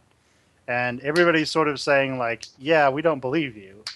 But you could cite where you got it from. Well, it doesn't matter. Um, so the other things that inspire me is just I tend to like things that I can use. Um, if I'm looking for information on how to do something or um, just to learn about things, it's just going and finding new information that's cool that I think is interesting. And the other thing is just it's good to find information that you can use, but at the same time, if you find information that you don't need, that you don't absolutely require right now, that information can be just as compelling as information you need right now. Yeah. If I needed to know how to do this thing, the information surrounding how to do, whatever this is going to be really interesting. But at the same time, things that don't have anything to do, basically useless information, that could be just as interesting, just as useful. And thing is, there's no real useless information, Yeah. realistically. It's just not useful to you right now. Yeah. And In the if you're a future. writer, then basically the information will be useful almost at all times because you're kind of choosing what you're going to add, what you're going to subtract. Mhm. I'll give you an example. If we found out how many skin cells are on the human body, this would be an absurd amount, probably like hundreds of trillions or tens of trillions of skin cells, give or give or take. Yeah. Okay, I just ate some. you could in theory write a book about somebody struggling against nanomachines that are replacing all of the skin on their body. And once the nanomachines successfully replace every single skin cell, they effectively can cordon the person off and just slowly take over their body or something, like that. Hmm. So you could write a story about that, and you could make it this extremely intense struggle where, like, this person is using all of this stuff to try and counter these nanomachines, because if they don't counter them and they don't find out how to, resolve this, the nanomachines will take over their body, then slowly take over the human race. Something crazy. But it's not beyond the realm of science fiction that could happen. So, always finding cool things. The easiest thing to do is just Wikipedia. Yeah, Honestly, like the basic. yeah, like that's where you're going to start most of the time. Go to Wikipedia, find the information, the basic stuff, then dig deeper. Yeah, go off the references, and usually their references are going to have references that they got their information from. Just run down the line, and further you go, the larger you're going to branch out, the more information you have available to you. Just find whatever kind of best suits your interests and go for it. The other thing is, if you're researching any kind of myths or legends, don't go to the assault section. Ever. Assault. Adult Oh, section. I don't mean like the triple X, like, Loki having sex with Thor or whatever. I mean, go to the children's section of your library to find these myths and these legends, because that's where you're going to find the actual stories. If you go to the section that's intended for adults, you're just going to find nothing but talking about how Loki is a bad person because he's, I don't know, sexually repressed or something. That's what you're going to find in the adult section, or how Thor has, like something something complex based on his actions in his stories. But they're not going to tell you what the stories are. And if they do tell you, they're going to cite those stories and color them with their own commentary. But instead, if you want to find the actual stories, just go to the children's section. Hmm. Everyone will give you funny looks and say, no, I'm just a writer. It's fine. And then they'll go, oh. And they'll sort of just ignore you. I am an artiste. I am an artiste. Like, oh, it makes sense now. But they won't care. Like, they'll just ignore you. But Mustache. Mustachio. And they walk away with a mustache on their face, like, I hope this isn't permanent. It is. Look at my beard. It's just not real.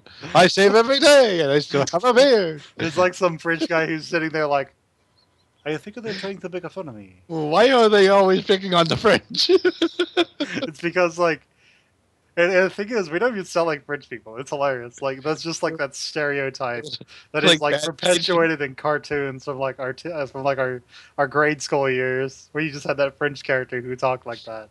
Then you go to actual France, and nobody talks like that. Nobody talks like this. Or maybe that's supposed to be Italian or something. I don't know. Yeah, I like it is. It's just like generic not here voice. But Yeah, I'd love to actually see. I'd love to actually hear what a French person would say, or actually a foreigner, a non-American, would say about us trying to make fun of their accent. It would just be so funny. Like, no one even sounds like that. You Americans really are stupid. pretty much. Everybody around the world thinks Americans are stupid, because a lot of Americans are really stupid. Yeah. Um, Oh man, the studies and statistics I've seen, so many Americans can't even tell who the current president is, where their own city is listed on a map of the United States, where the United States is on the map of the world. what? Yeah. Bleach. or Like, where have those their people drink bleach. their own capital of their country is on the map of the United States. They don't know. They're that stupid. They're that uninformed. Oh wait. No. I have a good eliminator. This is gonna piss a lot of people off. Ask them. Okay, is evolution real? Is Yeah, evolution a thing? If they say no, bleach. Mike Huckabee, here's your bleach. Have yourself a nice day. This is soda. Oh, soda. It's a new flavor from Dr. Pepper. Yeah, the cola It's called company. death. It's called enjoy your life in retail. I wish it was too. Let's um, see. okay. So I'll continue where I was. Okay. So, so after pissing off half the people watching this, so Look at this recommendation. Click. yeah. Oh man, thanks, motherfuckers. Click. I'm gonna play some Call of Duty. I'm gonna go play Call of Duty, make fun of Muslims, Allahu Akbar, motherfucker, and then I'm gonna go praise Jesus. It's just like, okay, whatever, dude. Um, okay. Um, so one of the other things that inspires me is just following tangents, and then just me in general. It really varies. I'll get excited about certain things and about certain types of knowledge, and I'll start pursuing those. Uh, when I was talking about like quantum physics and stuff and theoretical physics, I would just get interested in it and then just read about it for like 5 or 6 days, staying up till 5 a.m. in the morning researching this stuff, and then never touch it again. Yeah. That's just how it works. Yeah, I mean, typically you'll find something that fits what you're currently interested in, and yeah, you just build off of that. If How can I put this? If and you can't only research things that will make you money. You have to research things that are useless to you, really. Yeah. Um, Definitely take it from me. yeah, realistically speaking, how important is it for you to know about Uranus's orbit? How important is it for you to know what the name of the Kuiper Belt is? How important is it for you to know where the Kuiper Belt is? It's not useful for you at all. We're never Yeah. going to, in our lifetimes, we're not going to go see it. We're not going to go to it. That's probably like 2, 3, 400 years in the future. We're not going to, most of us are not going to go into space. Most of us aren't even going to go like into the thermosphere. We might go into the stratosphere in a plane, but we're probably not going to do that either. Most planes, if I remember correctly, stay in the troposphere. They might go near the tropopause, but they mostly stay. I don't know, actually. I don't know how high planes go. But, like, you have to know useless information, especially if someone's a writer. But that isn't what we're focusing on here. It's just become interested in something and then pursue it. If you keep getting interested in things and you keep pursuing that knowledge, eventually your mind will get used to being interested in random things that have no relation to what you're thinking about. And you'll go look into those things and learn more. And by doing that, you'll train your brain to learn things more efficiently. Because learning in and of itself is a skill. It's a skill that takes a long ass time to build up. It's just how it works. And it also makes it where your brain ages slower if you learn consistently. But I think we're ready to move on to number 5. How do you interpret not succeeding? Yeah. Did you wanna tackle that one before I go into it? Yeah, I'll take it. Okay. So, interpreting not succeeding. I'll give everybody watching this an assignment. First off, I want you to go, if you've never shot a bow before, I want you to go get a bow. I want you to go get like 10 arrows. I want you to take a target that's a meter wide, put it 100 yards or meters away, pull out your bow, pull out your arrow, and shoot 10 arrows at that target. None of them hit, did them? No, none of them hit, did they? Well, that's because you have no flipping idea how to fire your bow. It's because you don't have any practice. That's because you haven't. That's that's because you haven't built up the skill that you need yet. However, after you fail for say a week, or maybe you'll get better very rapidly. Maybe you'll get better very slowly.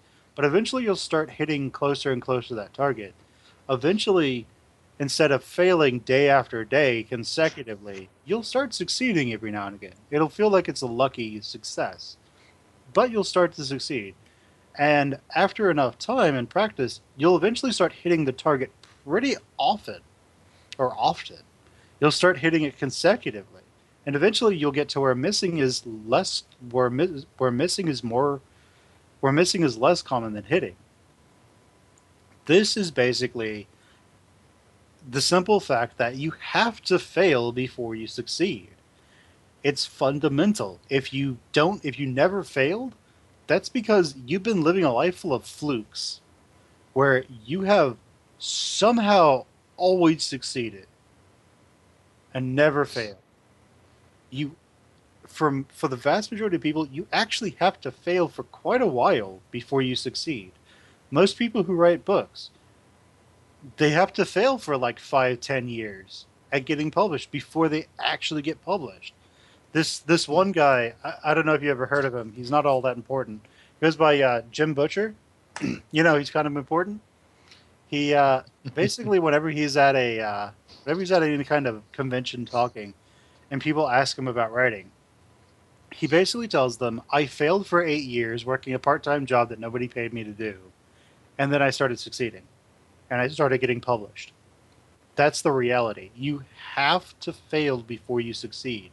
And the simple fact is, instead of saying, "I suck," I should just I should just find a barrel, bend over it, pull down my pants, and let life just go right at it.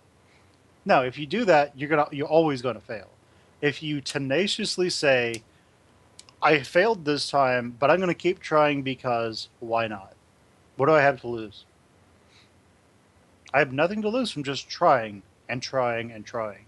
This is something I really want to do, or this is something I want to succeed at." Failure is inevitable. It is a requirement almost for me to succeed consecutively, for me to succeed regularly. And it's just how it works. If you talk to anybody learning any kind of skill, if it's from speaking correctly to reading quickly and efficiently, to learning how to throw a good punch in karate, to learning how to take pain, that's a big one. If if you've never felt a lot of pain before, everything feels like it's outrageous amounts. This is why babies probably cry 24/7. The world is nothing but pain to them because it's new. But if you find some guy who's like 60, who's been exercising, athletic, and he's been feeling pain his entire life, and let's say he had like a massive BDSM, masochist fetish to where he basically went and got whipped every day for like, 5 hours or something. Sorry, BDSM people. Then he probably has a pain tolerance like through the roof. You could probably hit this guy with like a club and he just not even flinch. Try He to just torture turned him you and and just do nothing. You yeah, just smile. he just beat the shit out of you for trying. That's it. Yeah, He'd probably be like, "That's it. you'd be like, That's really all you have to offer." And the terrorist would be like, well, "Well, dude, that's all you can do. This is going to be really easy. Come here, you little whippersnapper. break the chains in one thrust of his arms and just start beating them up." They're like, Yeah. "Oh, And it's just you have to fail to succeed. It's almost a requirement. And like people will see bad grades in school. They'll see bad grades in college and they'll get really depressed because they think, "Oh my god. Oh my goodness. I failed this one class. It's the end of the world." No, it's not. All that means is you screwed up in one class, you just need to try again. And you need to try harder because this is something you really want to do. This is something you want to succeed at, or more importantly, something you have to succeed at. Then then the big thing is just keep trying. don't give up, because the moment you give up is the moment you basically cede control of your future and give it to just life to do whatever it wants. And trust me, life is not going to be nice to you. Life has no problem like screwing you in the ass without any kind of lube. Life has no problem, torturing you. It's just how it works. So success comes from tenacity and just pursuing something that you want to do or that you want to succeed in or you need to succeed in until you succeed. And there's the big phrase that I've always heard from people, which is fake it till you make it. There was a teacher who was talking about this. When she got her master's, she started teaching classes, and after the first day she wanted to quit. So she went up to the senior professor and she said, "I don't think I can do this. I need to quit. I need to go do something else." And the senior professor was like, "Whoa, whoa, whoa, whoa, whoa, whoa! It's okay. Everybody kind of feels like that a little bit. Just act like you belong. Act like you're going to succeed at this eventually. Don't flip out and quit immediately. Don't do that. Just stick around and act like you're succeeding."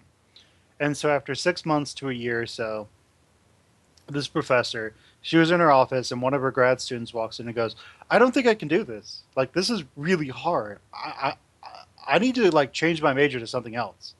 And she stops and she realizes, "Wait, I made it. I was faking it, but sometime whilst I was faking it, I made it. And like this became easy and understandable, and I could do this. And now there's this kid. This When I say kid, I just mean somebody else who I'm tutoring. Kid could be older than her, that is now coming here with the exact same problem and worries and concerns that I had when I was that age." And that's basically when this professor is like, "Whoa, whoa, whoa, it's okay, okay, don't worry about it. Just act like you're doing well." And really, that's the thing. If you act like you're doing well, if you work like you're going to succeed sooner or later, newsflash, you probably will. Or you'll die of old age and be terrible at it anyway, but hey, you tried. And that's the big thing. You have to try. And really, I'm going to reference Plague of Gripes here. He's a guy on YouTube who talks about writing sometimes and about life in general. But basically, there are so many people in the world, especially in the US right now, where they stopped doing what they loved doing or wanted to do for a living and did something else because they were scared or life got in the way, something like that. Um, and so they didn't do what they wanted to go do. And these people resent and hate their lives. These are people who said, "Well, I really want to be a sci-fi writer," or "I really want to be an architect." But being an architect requires, I'm going to assume, just pulling numbers right out of my ass, requires a 6-year degree. Well, I don't have that kind of money to do a 6-year degree. So I'm going to get a 4-year degree in this other thing that can sort of make me money. It's a little related, but not really. And so they go and they get their degree. They're making a moderate amount of money, and they hate their lives because they're not doing what they want to be doing. And they say, "Well, this sucks. I really want to be an architect, but I've been out of college for 10 years. If I go back, I'll have to go do all this other work to like retake classes and relearn things and all this, and it'll be terrible, and I'll hate it, and I'll want to drink bleach and you know horrible things." And here's the thing: that person makes up all these excuses because they gave themselves an excuse originally. I don't need to go be an architect because I need to get this other thing so I can start working and pay back my loans. Okay, whatever. But really, the only thing that is preventing this theoretical character from succeeding and doing what they want to do, being an architect, is really just going back to college, taking the classes they need to take, and then becoming an architect. Literally, that's it. They have tons of experience in this one field. If it's applicable, or if they can, and like, we're assuming this person has moderate success. Okay, fine. Why don't they work as an architect on the side? Why don't they work as a firm as like one of the lower people? They can still be an architect. They can go get their degree. They can sort of still try and break into it. But here's the thing: that firm that they're working with would know. Okay, he has all this other information over there that might be applicable one day, that might help us someday. But at the same time, he can run his own business. That's a big one too. What if whatever this guy he gets his theoretical architect degree.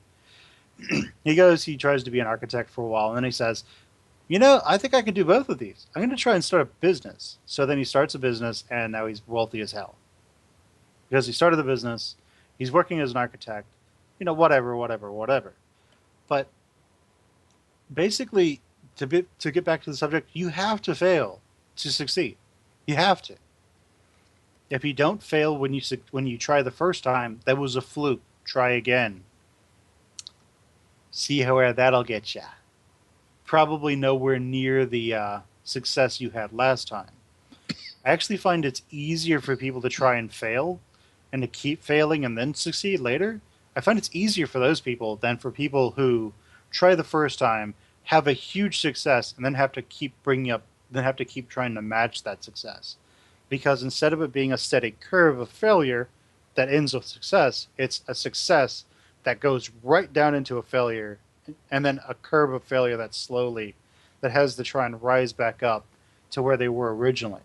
I always find that's probably the more heart wrenching version of it. But that's just me. I'll let you go, Terry.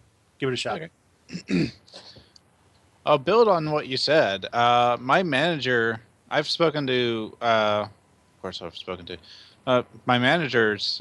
We joke around a lot, and one of the things I mentioned up was like, "Oh, you messed this up," and she's like, "Oh yeah, I'll just add to the list of things I screw up every day," and it's just real easy for her to accept the fact that she screws up every day because she gets so much right, or she knows she's being so productive and doing stuff. So, building off what you said, if you know that you're succeeding, and you know you've come through a lot of failures, and you're kind of used to just accepting the fact that you're going to fail, they don't really mean anything.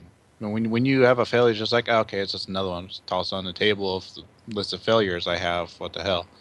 It's not all that important. Because especially in retail, life carries on to the next day. So, yeah, I wanted to move into something, the text I read a while ago. You can't really see it. Called, Essays? huh? Essays? It was essays. It was self theories. And basically what the self theories were the attributions to how people interpreted their success or lack thereof, and internalize that. And some people interpret it as, a failure is not really a failure. It's really just a way of not succeeding, versus people who see a failure as something that's bad, and it's a direct reflection on them.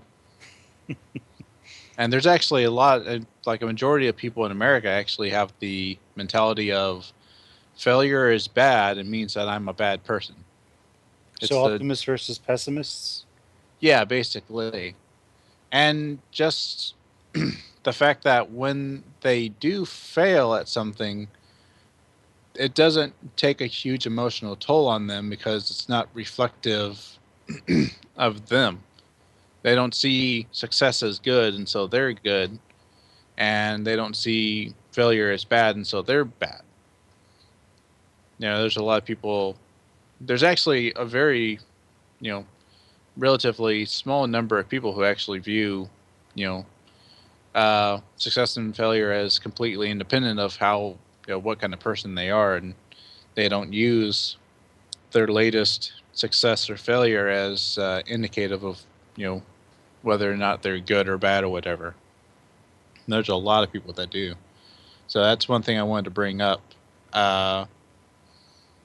Was that, and just how much that small distinction actually influences people throughout their life, because it's actually formed pretty early when when they're learning very early in life, like 3, 4 years old, is when they start developing this mentality of whether or not failure is bad and so they're bad versus failure is good so they're good versus you're just not trying hard enough.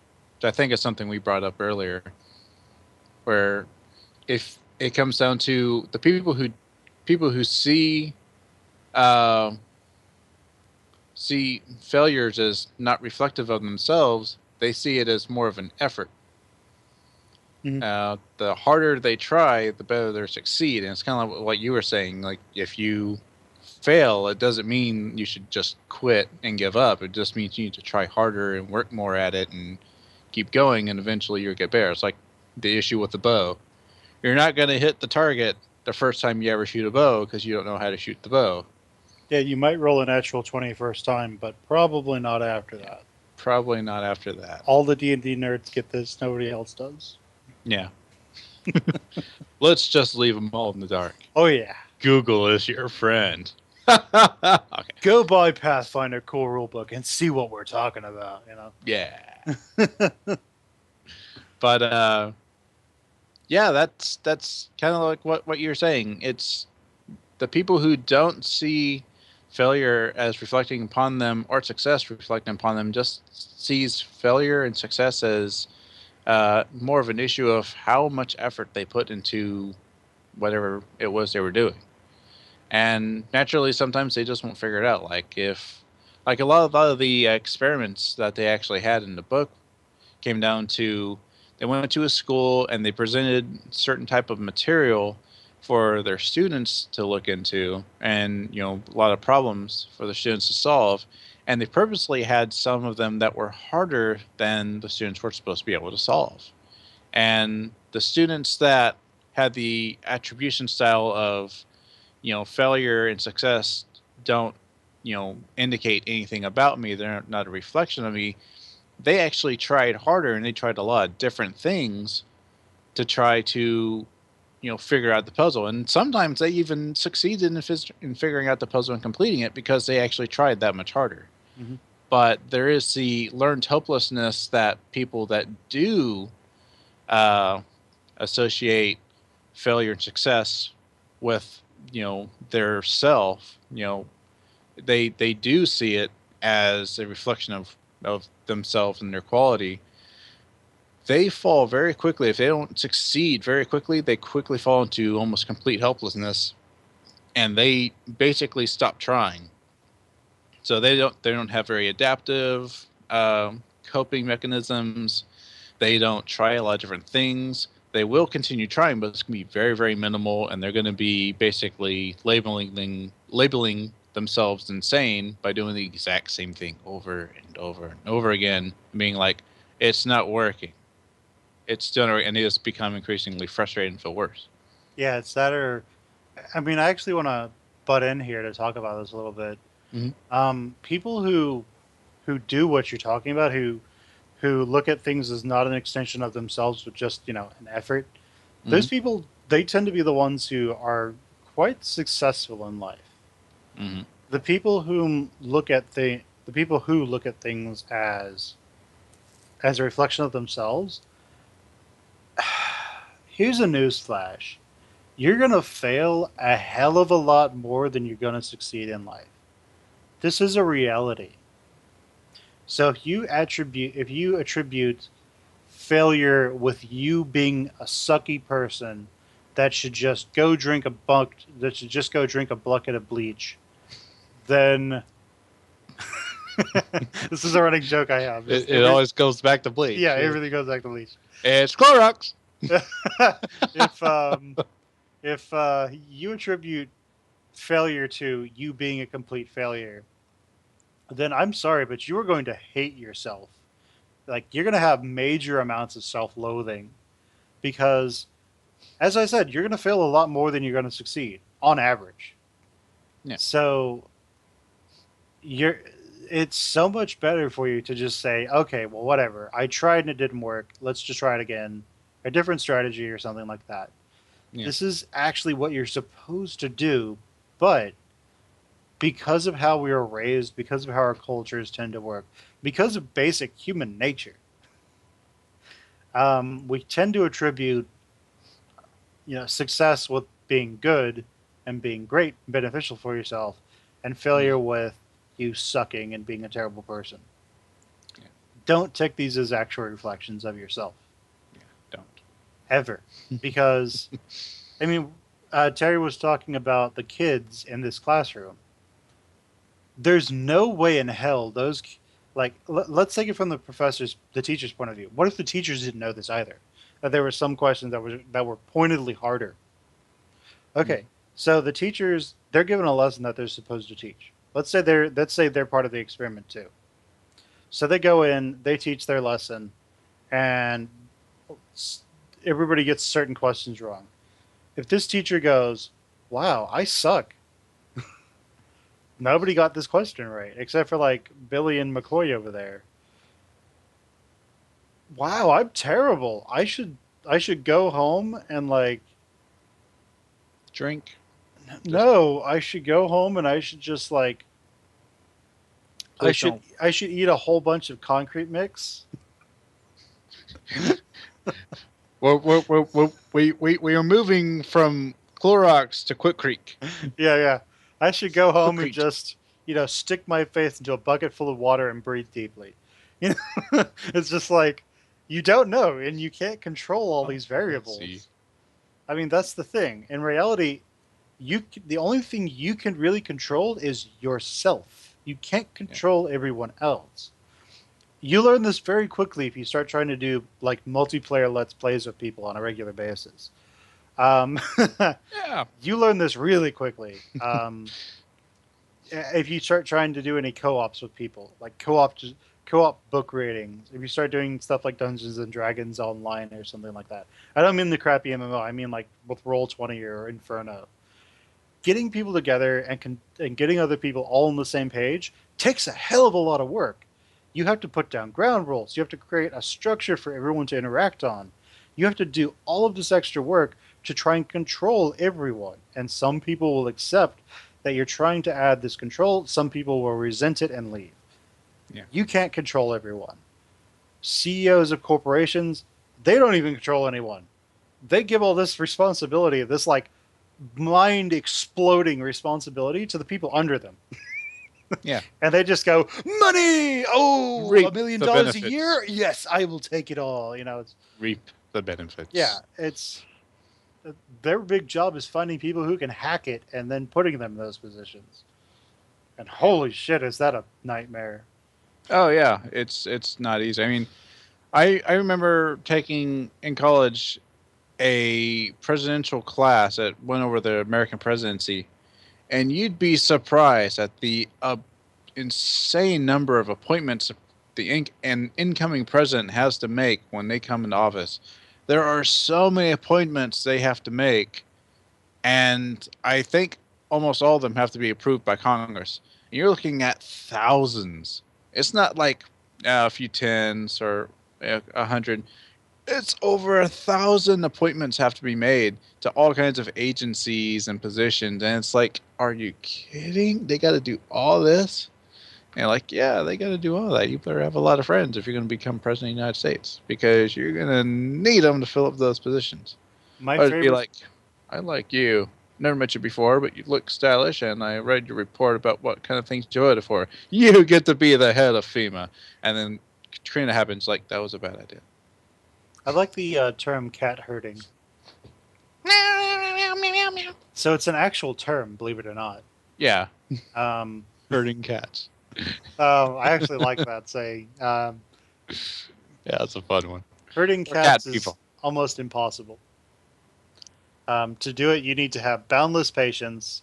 You need to be able to just ignore when they make mistakes. Basically, think about the whole failure is not a reflection of you, but then extend that to failure is not a reflection of any of these cats you're trying to herd either. It's actually just them being stupid. Yeah. And not doing what they're told. So you sort of just have to. You can't look at them as good or bad. You can't look at the ones who are rebellious and talk back to you. the ones that want to try and be trolls. You can't, yeah, you can't look at any of them as trolls or bad or good. Even the ones who are like completely obedient, do everything you say, are the nicest people in the world, and like carry your coffee for you when you're walking to your office on campus, so they can have office hours with you. You can't even look at those students or those cats as good. They're just cats who are really nice. You can't look at them as good and the other one's bad, because the moment you start looking at one group as good, bad starts creeping into the other group. Yeah, it becomes the Just how it economy. At I guess at the very well, at some point it becomes the economy, and you can branch off from there.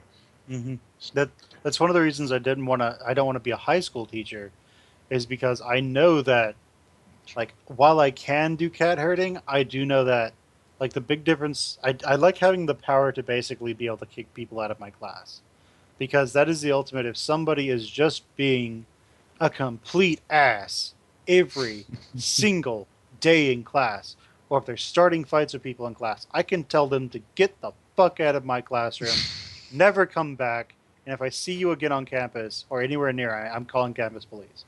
I want to be able to tell people, stop it, or I'm going to think about kicking you out of class, or I'm going to, or stop it, or me and you, we're going down to talk to the dean of students right after class unless you stop what you're doing. You called that man right next to you a racial slur. That's against our campus policies. Me and you are going to go down and see the dean of students, and we have everybody here as a witness. Everybody who wants to, contribute to this, write your name down on this with your campus-wide ID or whatever, and we'll get back to you if we need you. Okay, sound good? And good, good, good, good, good. And it's just, people are paying. It's like people aren't paying money to go to college. People are not paying money to go to high school. Yeah, They're paying money to go to college. They don't yeah. want to get kicked out of their class, because if they do, if they're not paying for it, their parents are going to be the ones paying for it most likely. And they're going to take their fist, put a condom on it, and then shove it up their asses. Or in the best case scenario, they borrowed the money, and the bank's going to come by with that Yeah, wrapped fist and be like, "Where's our money? yeah. Yeah, basically. Get Where's the our money? baseball bat. He doesn't have it. All Upside." right, go get the Thor. Ah! But yeah. I mean, that's how it works. Yeah. You got to protect the people who are like there to learn. You have to be able to get rid of. But I'm like going on a tangent right here, like a major one. But cat herding. You have to not get mad or be reactionary. Like everything is be proactive. But I'll let you get back to Terry. Yeah. That was a good. That was a 10. good addition. I actually hit on a lot of the topics that, you know, the you know the book, hit on, uh, like how people do in the future, uh, and actually, it goes back to what we talked about earlier, much earlier, was passive versus active learning, and you know, you said earlier that people who are successes, they really go out there and they search for new experiences, or at least you hinted at it. Hmm. And that's true. Like the people that they just love learning because, you know, not learning or failing doesn't, have any kind of emotional attachment to them unless it's like, you know, constant repetitive failing, then it just becomes frustrating. But, that's it. That's most. They feel stymied and that's it. I failed at saving my girlfriend from falling off that cliff. No. Time to get another one. I knew I should have taken more rock climbing classes, or no, not to draw it, or no, not to tie her knot with a granny knot.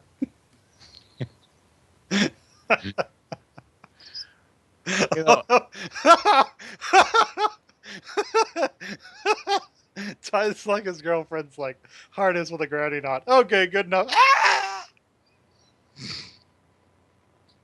Oh, I'm a terrible person. I love it so much. you and your darkness. Yeah, I know. Well, I guess I should probably explain why I put this question in here.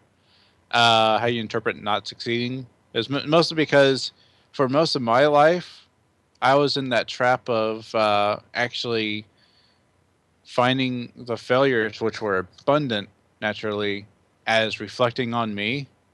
But after actually I read this text, I actually, saw that, and it was pretty strong. So and I started trying to curve. And uh, but one thing you said on your tangent was like, just don't see it that way. And luckily, I'm proof you actually can begin to turn away from the failure reflects on me.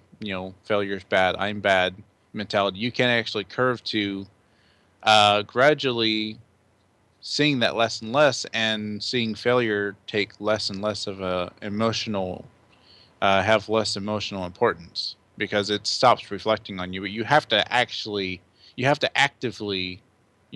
commit to not accepting that and fighting those cognitive, lies that you tell yourself constantly. You've probably been taught because it is straight from childhood.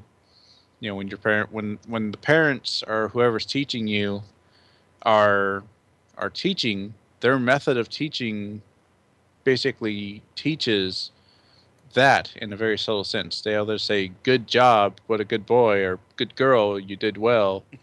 I guess you're a good girl all the time, right? Good girl, Oh, because Richelina. my moves, you bastard. I actually want to add something here. Sure. So there's a series of games that actually teaches this with flying colors. Oh, Can you guess what it is? It's one of my favorite games of all time. Pokemon. No, no, no, no. It is um, Digital monsters. it is it's Demon Souls, Dark Souls. Dark Souls 2 is a piece of shit. Don't worry about that one. Bloodborne and Dark Souls 3 when it's going to come out. Basically, any of those games that are just harshly unforgiving games. Yeah, because you basically how they work is you try different strategies until you find the thing that works. And when you first run into a new enemy, if you treat it like every other enemy in the game, you're probably going to die. It's probably going to take you, bend you over a barrel, and have fun. So this is pretty common. So the whole thing is you realize that, okay, I have to fight certain monsters or certain encounters like this and this and this, so forth, so forth, so forth, to help me improve. And so if you feel the feeling of, wow, I got killed by that thing, I suck. Well, just wait till you have about, 60 or 80 hours into the game when you're just, casually waiting for a certain point of its animation, then rolling past it so it misses you, and just going on in your way without even a second thought about it. Um, it's just I have met people who say that Souls games is the category that they tend to be called are the worst games in the world, and nobody should ever play them because these are the same people who associate failure with them being terrible people. So they start playing these games, they die over and over and over, and they say, "I suck. This game makes me feel like crap. Makes me feel like I should just go home, get a syringe, fill it with bleach, and inject it into a vein." you know, Hopefully, Clorox will not have a boost in sales after this. well, if they will, After this airs on our respective channels. well, if they do, it'll be a one-time increase. But I have Quick, we need to start selling syringe-sized bottles. I have We're this such evil bastards. I have this wonderful place reserved for me in hell. but I didn't know there were that many circles. Oh, they made one specially for Fennec? Okay, that makes sense. Terry's there too, because he's a dick. but you know what it is they have two collars that are spiked, and there's like a computer there, and we have to do vlogs forever, and we can never talk about Bleach. You Okay. would be very, very. Oh yeah, I would be very sad. I would start talking about alcohol. Um, You But need 5 grams of caffeine to kill yourself. Let's see if I can accomplish that. let's see if I can accomplish that. But I'm going to inject this rabies virus into me. hey, look, a rabbit bat. It's a rabbit bat. But yeah, I mean, like people who really hate Souls games, they interpret failure with them sucking, so they die over and over. And here's the thing, Souls games are typically you start the game, you die constantly, but every time you get a little further, every time you're able to deal with this enemy, so you can move further to a little piece of content. And that's pretty much how you play a Souls game: is you constantly just die your way through it. It's kind of like rage games, you know, Yeah, like Super Pig or Unfair Mario. You're only going to get further in the game if you figure out where you're not supposed to go. but at the same time with Souls games, they're a lot more fair than those are because you can see everything coming mostly. Like Yeah, if you just have to use the common sense that your character, who, despite being dead, weighs probably 300 pounds, cannot stand on a twig. that's right. No, I think I showed you that video. That was from Lords of the Fallen. So there's this guy called DSP Darkside Phil who sucks at playing video games. And so at this one point in Lords of the Fallen, before he quit the game, there's this like little plank that looks like it's almost broken in the middle, and he sees it and says, "Well, game logic says I can walk on that to go to the other side." So he walks on it, it breaks, he falls to his death, and he just goes, "Fuck this game!" And then he just like quits playing. It's hilarious. He's like not even halfway through the game either. That's the best part. Although I do want to butt in real quick and Yeah, yeah. say, I don't know how this is going to go over, but kind of kudos to Phil because he actually recognizes and realizes he sucks at video games. But he said that's part of the reason why he continues doing it because that's how he got his fame, you know, his small fame. The people just saw that he sucked at games, Dude, and he just accepted that he sucks at games, but people like watching him fail at games. dude, here's the thing. Like, if he acknowledged that and he acknowledged that every single time he died and sucked was because of his fault, people would still like him. But there's been this change, like after he started, there was a change. So people liked Darkside Phil because he was sort of a joke for a while, but now he's steadily losing subscribers. This is a horrible tangent. We know we're going to get back to it. And basically, there was a point where instead of him making fun of games and making fun of himself because he sucks at them, he started changing to say that the game sucked for whatever reason. So nothing became his fault anymore. It was always the game's fault. That's why he's hemorrhaging subscribers at this point, and that's why he's going downhill. That's why instead of people watching his videos and enjoying them, they're actually making fun of him now. He sort of made a new genre. It's called the "This is how you don't play" genre because instead of blaming himself and saying I made a mistake because I didn't understand or use this mechanic, he instead says, well, that sucks. The game did not explain that.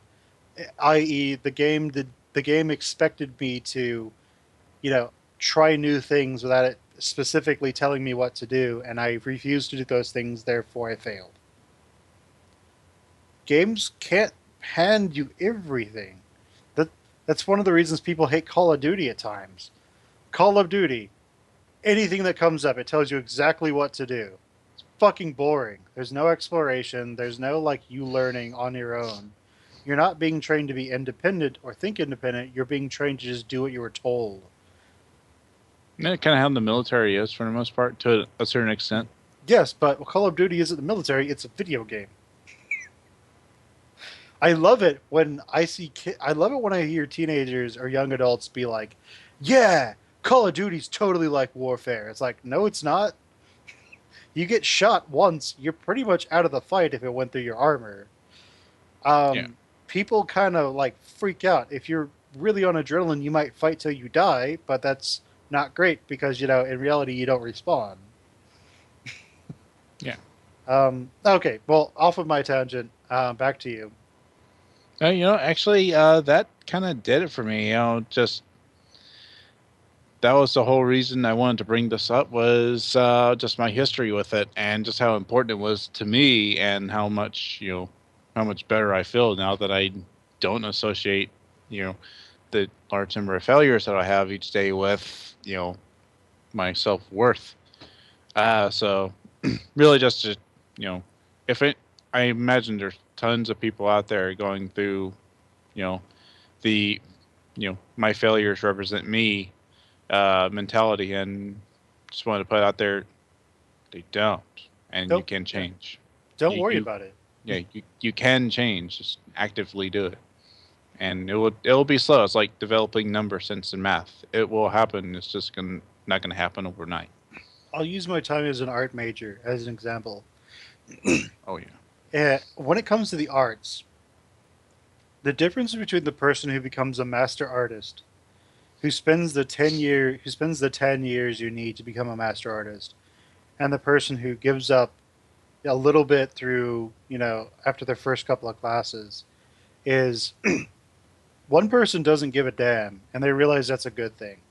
And the other person says, "Oh my goodness, I have to make it perfect every time." You don't have to be perfect every time. If something you made sucks, acknowledge that it sucks and then go, "That's okay."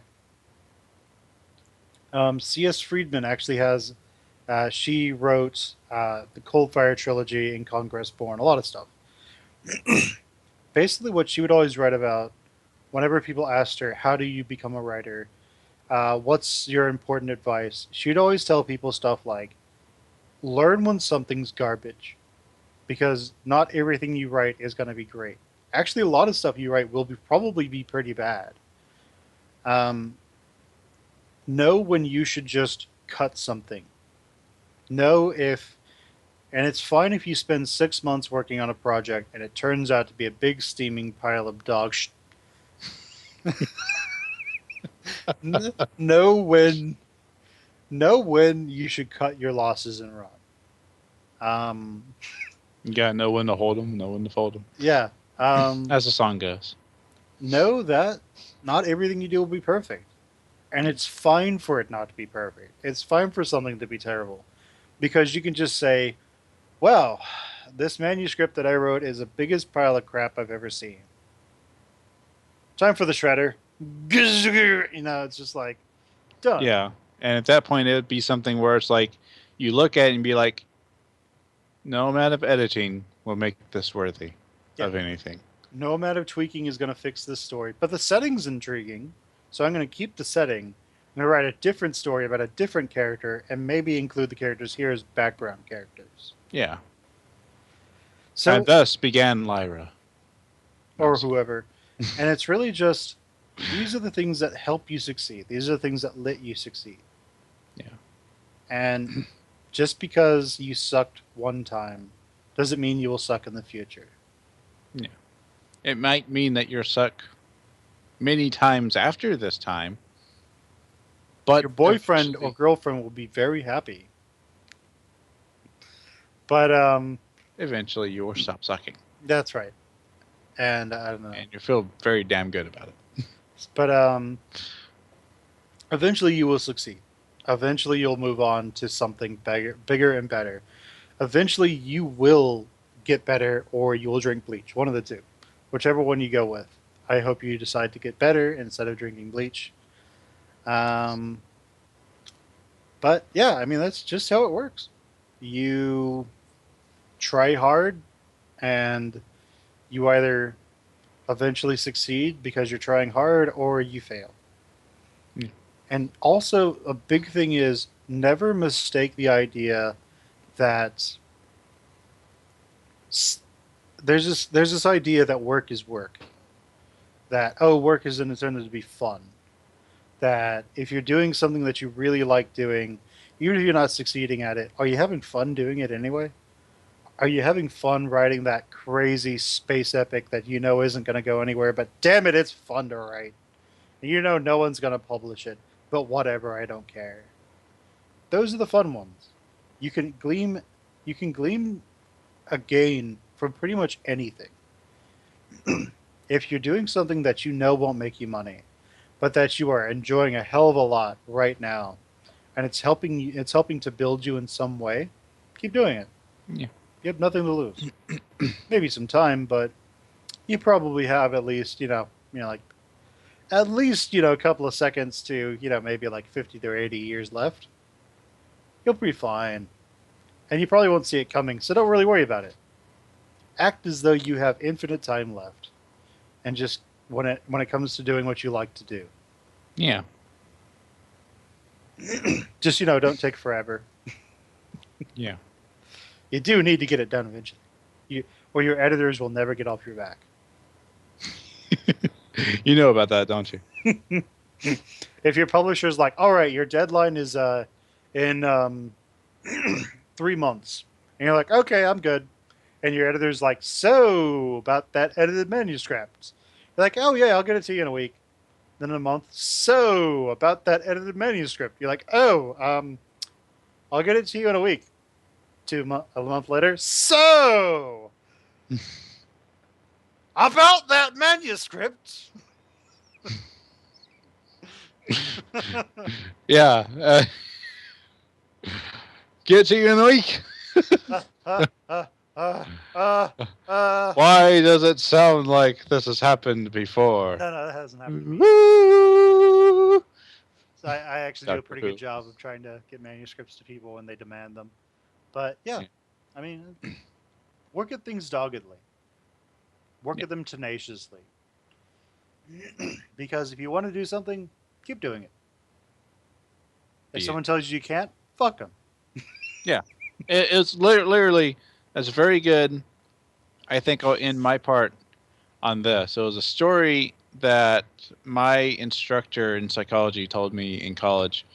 It was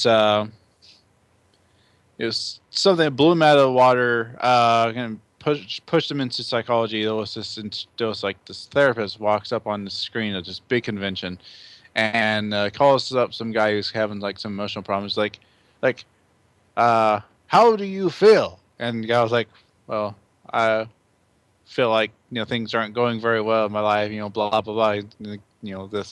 This very well-to-do professor goes, "You mean you feel like shit?"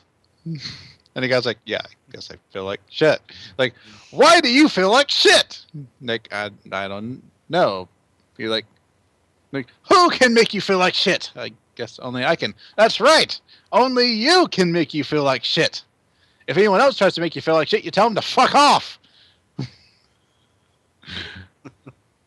Which Yeah. I thought was really, really funny to hear. Like, my instructor who, when you're in college, university level, it's like, should my professor be like really professional most of the time? No, they don't have to be. Yeah, they don't. Like this is like the genuine divide between high school and college. In high school, you're children still. Your teachers. They're not even professors. They're teachers. Yeah, no. They have to be nice.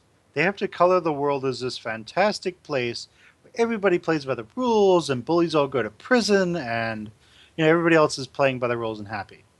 When you go to college, they can cuss. When you're in high school, they're not supposed to cuss at all. They're not supposed to yell at you. They're not supposed to show anger. They're not supposed to do any of this stuff that can be construed as bad in any way, shape, or form. When you get to college, however, oh, logical gloves, they come off. They're able to do a bit more. You didn't know that gloves could be roasted, did you?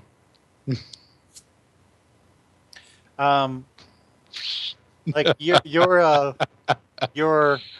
professors are able to give you a more accurate portrayal of things.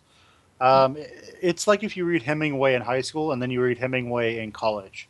And in high school, Hemingway was like, oh, he was this war hero, and like he thought about this really deep stuff, or maybe like that, and blah blah blah blah blah. But when you get to college, it's like, yeah, Hemingway was like a man's man. He was full of bravado and completely overstated a lot of his stuff, and he was just kind of a douche. And he also knew that war really fucking sucked. He knew that after he joined the French triage corps or whatever it was, and he went around in World War I and II, going around picking up people who were dying on the battlefield and trying to stop them from dying. Yeah, he did that for a while because the U.S. wouldn't let him join the military. So he went to France and joined them. Hemingway had a lot of stuff that he talked about, but the thing they will never tell you in high school, ever, is that when Hemingway was like 60 something, he took like a shotgun, put it in his mouth, and pulled the trigger because he hated the world that much. He had so little faith in the world. And he just was he was just insanely depressed at a certain point. You'll never hear that in Kyle. You never hear that in high school because they need to whitewash things to make it to where, oh no, if something's depressing, they can't give it to you. They need to make you think the world is wonderful. They need to make you try and feel that, you don't need to think about these complex things. When I'm tutoring, I actually suggest my students read stuff like Heart of Darkness and Night. Night, if you don't know, is a story written by, I think, like Elie Wiesel or something. He's a guy who survived Auschwitz with his dad. And the story, Night, is about Auschwitz with his dad. And I have them read these things. I have them read things like Heart of Darkness. And what we're seeing now is, even in today's high schools, we're seeing more and more of this really dark, broody, horrible stuff being given to students in high school and even in middle school to tell them, hey, the world is not a wonderful place. The world is actually filled with monsters. And you need to make the objective decision to not be a monster or embrace it. And you can embrace being a monster and not be a terrible person. It is possible. It's hard because monster comes from monstrous. And therefore, and if something is monstrous, it's lacking human qualities or is inhuman. But to an extent, you can be monstrous and be a successful, good person. Look at CEOs everywhere. Look at corporate psychopaths. If you don't know, when it comes to the psychopath scale, you have violent psychopaths up here, and then just a little under them, you have corporate psychopaths. Just a little. So I really like that we introduce students to these heavy things quickly, early, and let them come to their own decisions. I like that. It to me, it helps them form their own vision of themselves. It's critical thinking is definitely encouraged because then Yeah, they see it's not all black and white. They're getting an early exposure to the infinite shades of gray, which is going to be necessary for them to live a good life. You yeah, know, and there's this idea that like all the Nazis were evil, terrible people, and it's nice to think that. But realistically, a bunch of the Nazis were Nazis because if they refused to be Nazis, they'd be executed or thrown in a concentration camp too. yeah, So a lot of them just said, well, Heil Hitler, whatever, but we don't agree with this. And you have a lot of Nazis who just, they harbored Jews and gypsies and other people who are going to be thrown in concentration camps just to keep them from going there. Some of them, like many of them, were actually caught and sent there too, sent them with the people they were harboring. These, like, you cannot look at a group of people and say they're all evil. If you do that, that's where you start running basically into eugenics. That's where you start running into basically genocide, mass extermination. It's just the simple reality. You have to think about everything in those infinite shades. And realistically, even like you can find peace in things. You can find how people work. Let's just compare. Let's just look at the United States and Russia. The Cold War ended, but the hostilities between the countries, while they lessened, they're still there. We're just not looking at each other and thinking we're going to directly attack each other anymore. Instead, Russia and America are looking at each other and saying, "Well, we're going to play smoke and daggers. We're going to fund people who are each other's enemies, and we're going to decide which one of us is better that way." I remember somebody suggesting that Syria is a prime example of this. One side is being funded by America, one side is being funded by Russia. Is what somebody was asserting, and that's Syria. What's happening right there? So, realistically, you have to understand that things are infinite number of shades of gray. You cannot look at the world as black and white. If you do, you err on the side of being a fanatic. If you do, you start whenever people who think of the world in shades of black and white They're like Westboro Baptist Church. Everybody hates them. Almost every single Christian group I've ever talked to, even those Baptists who go to conventions and they like protest conventions where people are being perfectly fine and happy, even they think Westboro Baptist Church, they think they're assholes. Because this is a group of people who say Westboro Baptist Church basically says, we're the good guys, everybody who's against us, they're all evil, therefore their opinions don't matter, but we can save them. They just have to convert to our insanity. So it's sort of what happens with groups like ISIS. It's what happens with like the Taliban, with Osama bin Laden. These are people who brainwash people, who pay the desperate, the downtrodden, and the desperate, who convince them that they're the ones who are their salvation. This is like what religion does, but for the downtrodden, the desperate, and the destitute.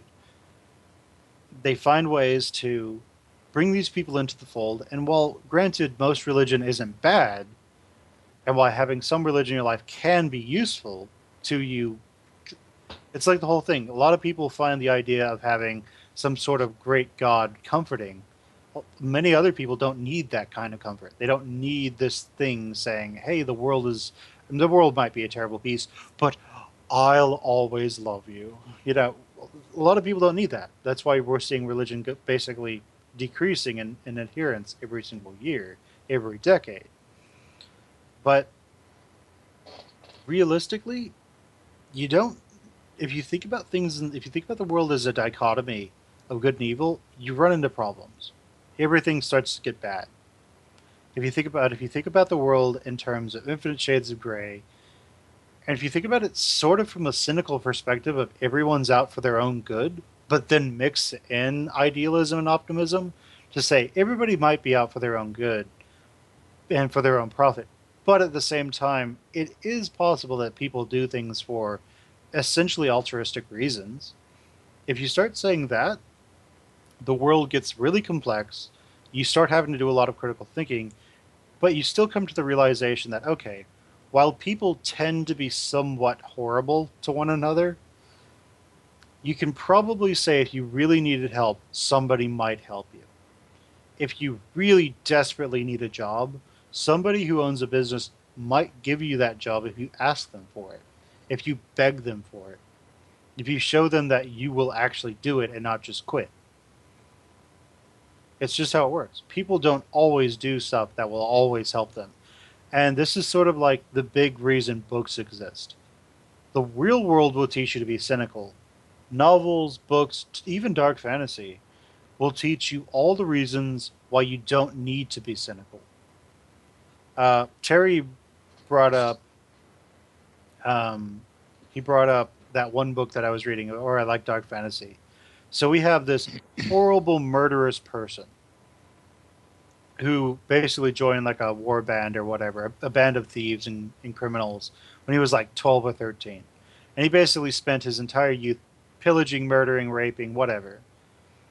And when he becomes a king, he basically goes and he finds this little girl who's dying of this disease. And he knows there's nothing he can do to help her at all. And so what does he do? He leaves her a little toy, a little like gorilla with the symbols.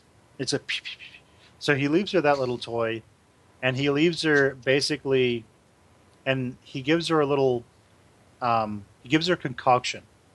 It is, he asks his friend for all the painkiller leaves that they have, and so he goes, okay, give me that. So he, by the way, our hero at this point is in horrendous amounts of pain from an injury, but he takes all their painkiller leaves, grinds them all up, puts them into a like an elixir, and gives it to this girl to drink. It's a massive overdose. She's going to die within like 8 hours or something. But her disease, he knows, is going to kill her within 48 hours, and it's going to be excruciating. So he basically delivers a mercy killing on her, much to his own detriment, while also leaving her a treasure. We're leaving her something that is equivalent of like a treasure, of like a wonder of the world at this point in that story's background. That makes any sense. So we get to see, or even this horrible murderous bastard is altruistic in some ways under the right circumstances. And we're forced to come to the terms of, okay, even if somebody is a horrible murderer, even if they're a career criminal, even if they're someone who has no problem torturing people to get information from them, this guy, he can still be a good person at times to the right people under the right circumstances. And that sort of makes this person more of a person instead of just a character. You get to see those grays, not just he's a bad person all the time. So, that's just, I've rambled a bit and I've sort of said what I wanted to say. I'll let you add something in there, Terry, or just lead us into an outro. I think that was actually really good. So I don't think there's anything that I have to add. So I think I'll just lead us into the outro, which I guess just be thanks so much for watching. Yep. I have been Fennec. I am Fenn from Fennec Sublimations. I thank you for watching the stream. Well, not the stream, the video that we made. We might stream them in the future. And my colleague here is Terry Candlestick. That channel. Mm-hmm. And we will see you later. See you next time, guys. Take care out there. Bye-bye now. See ya.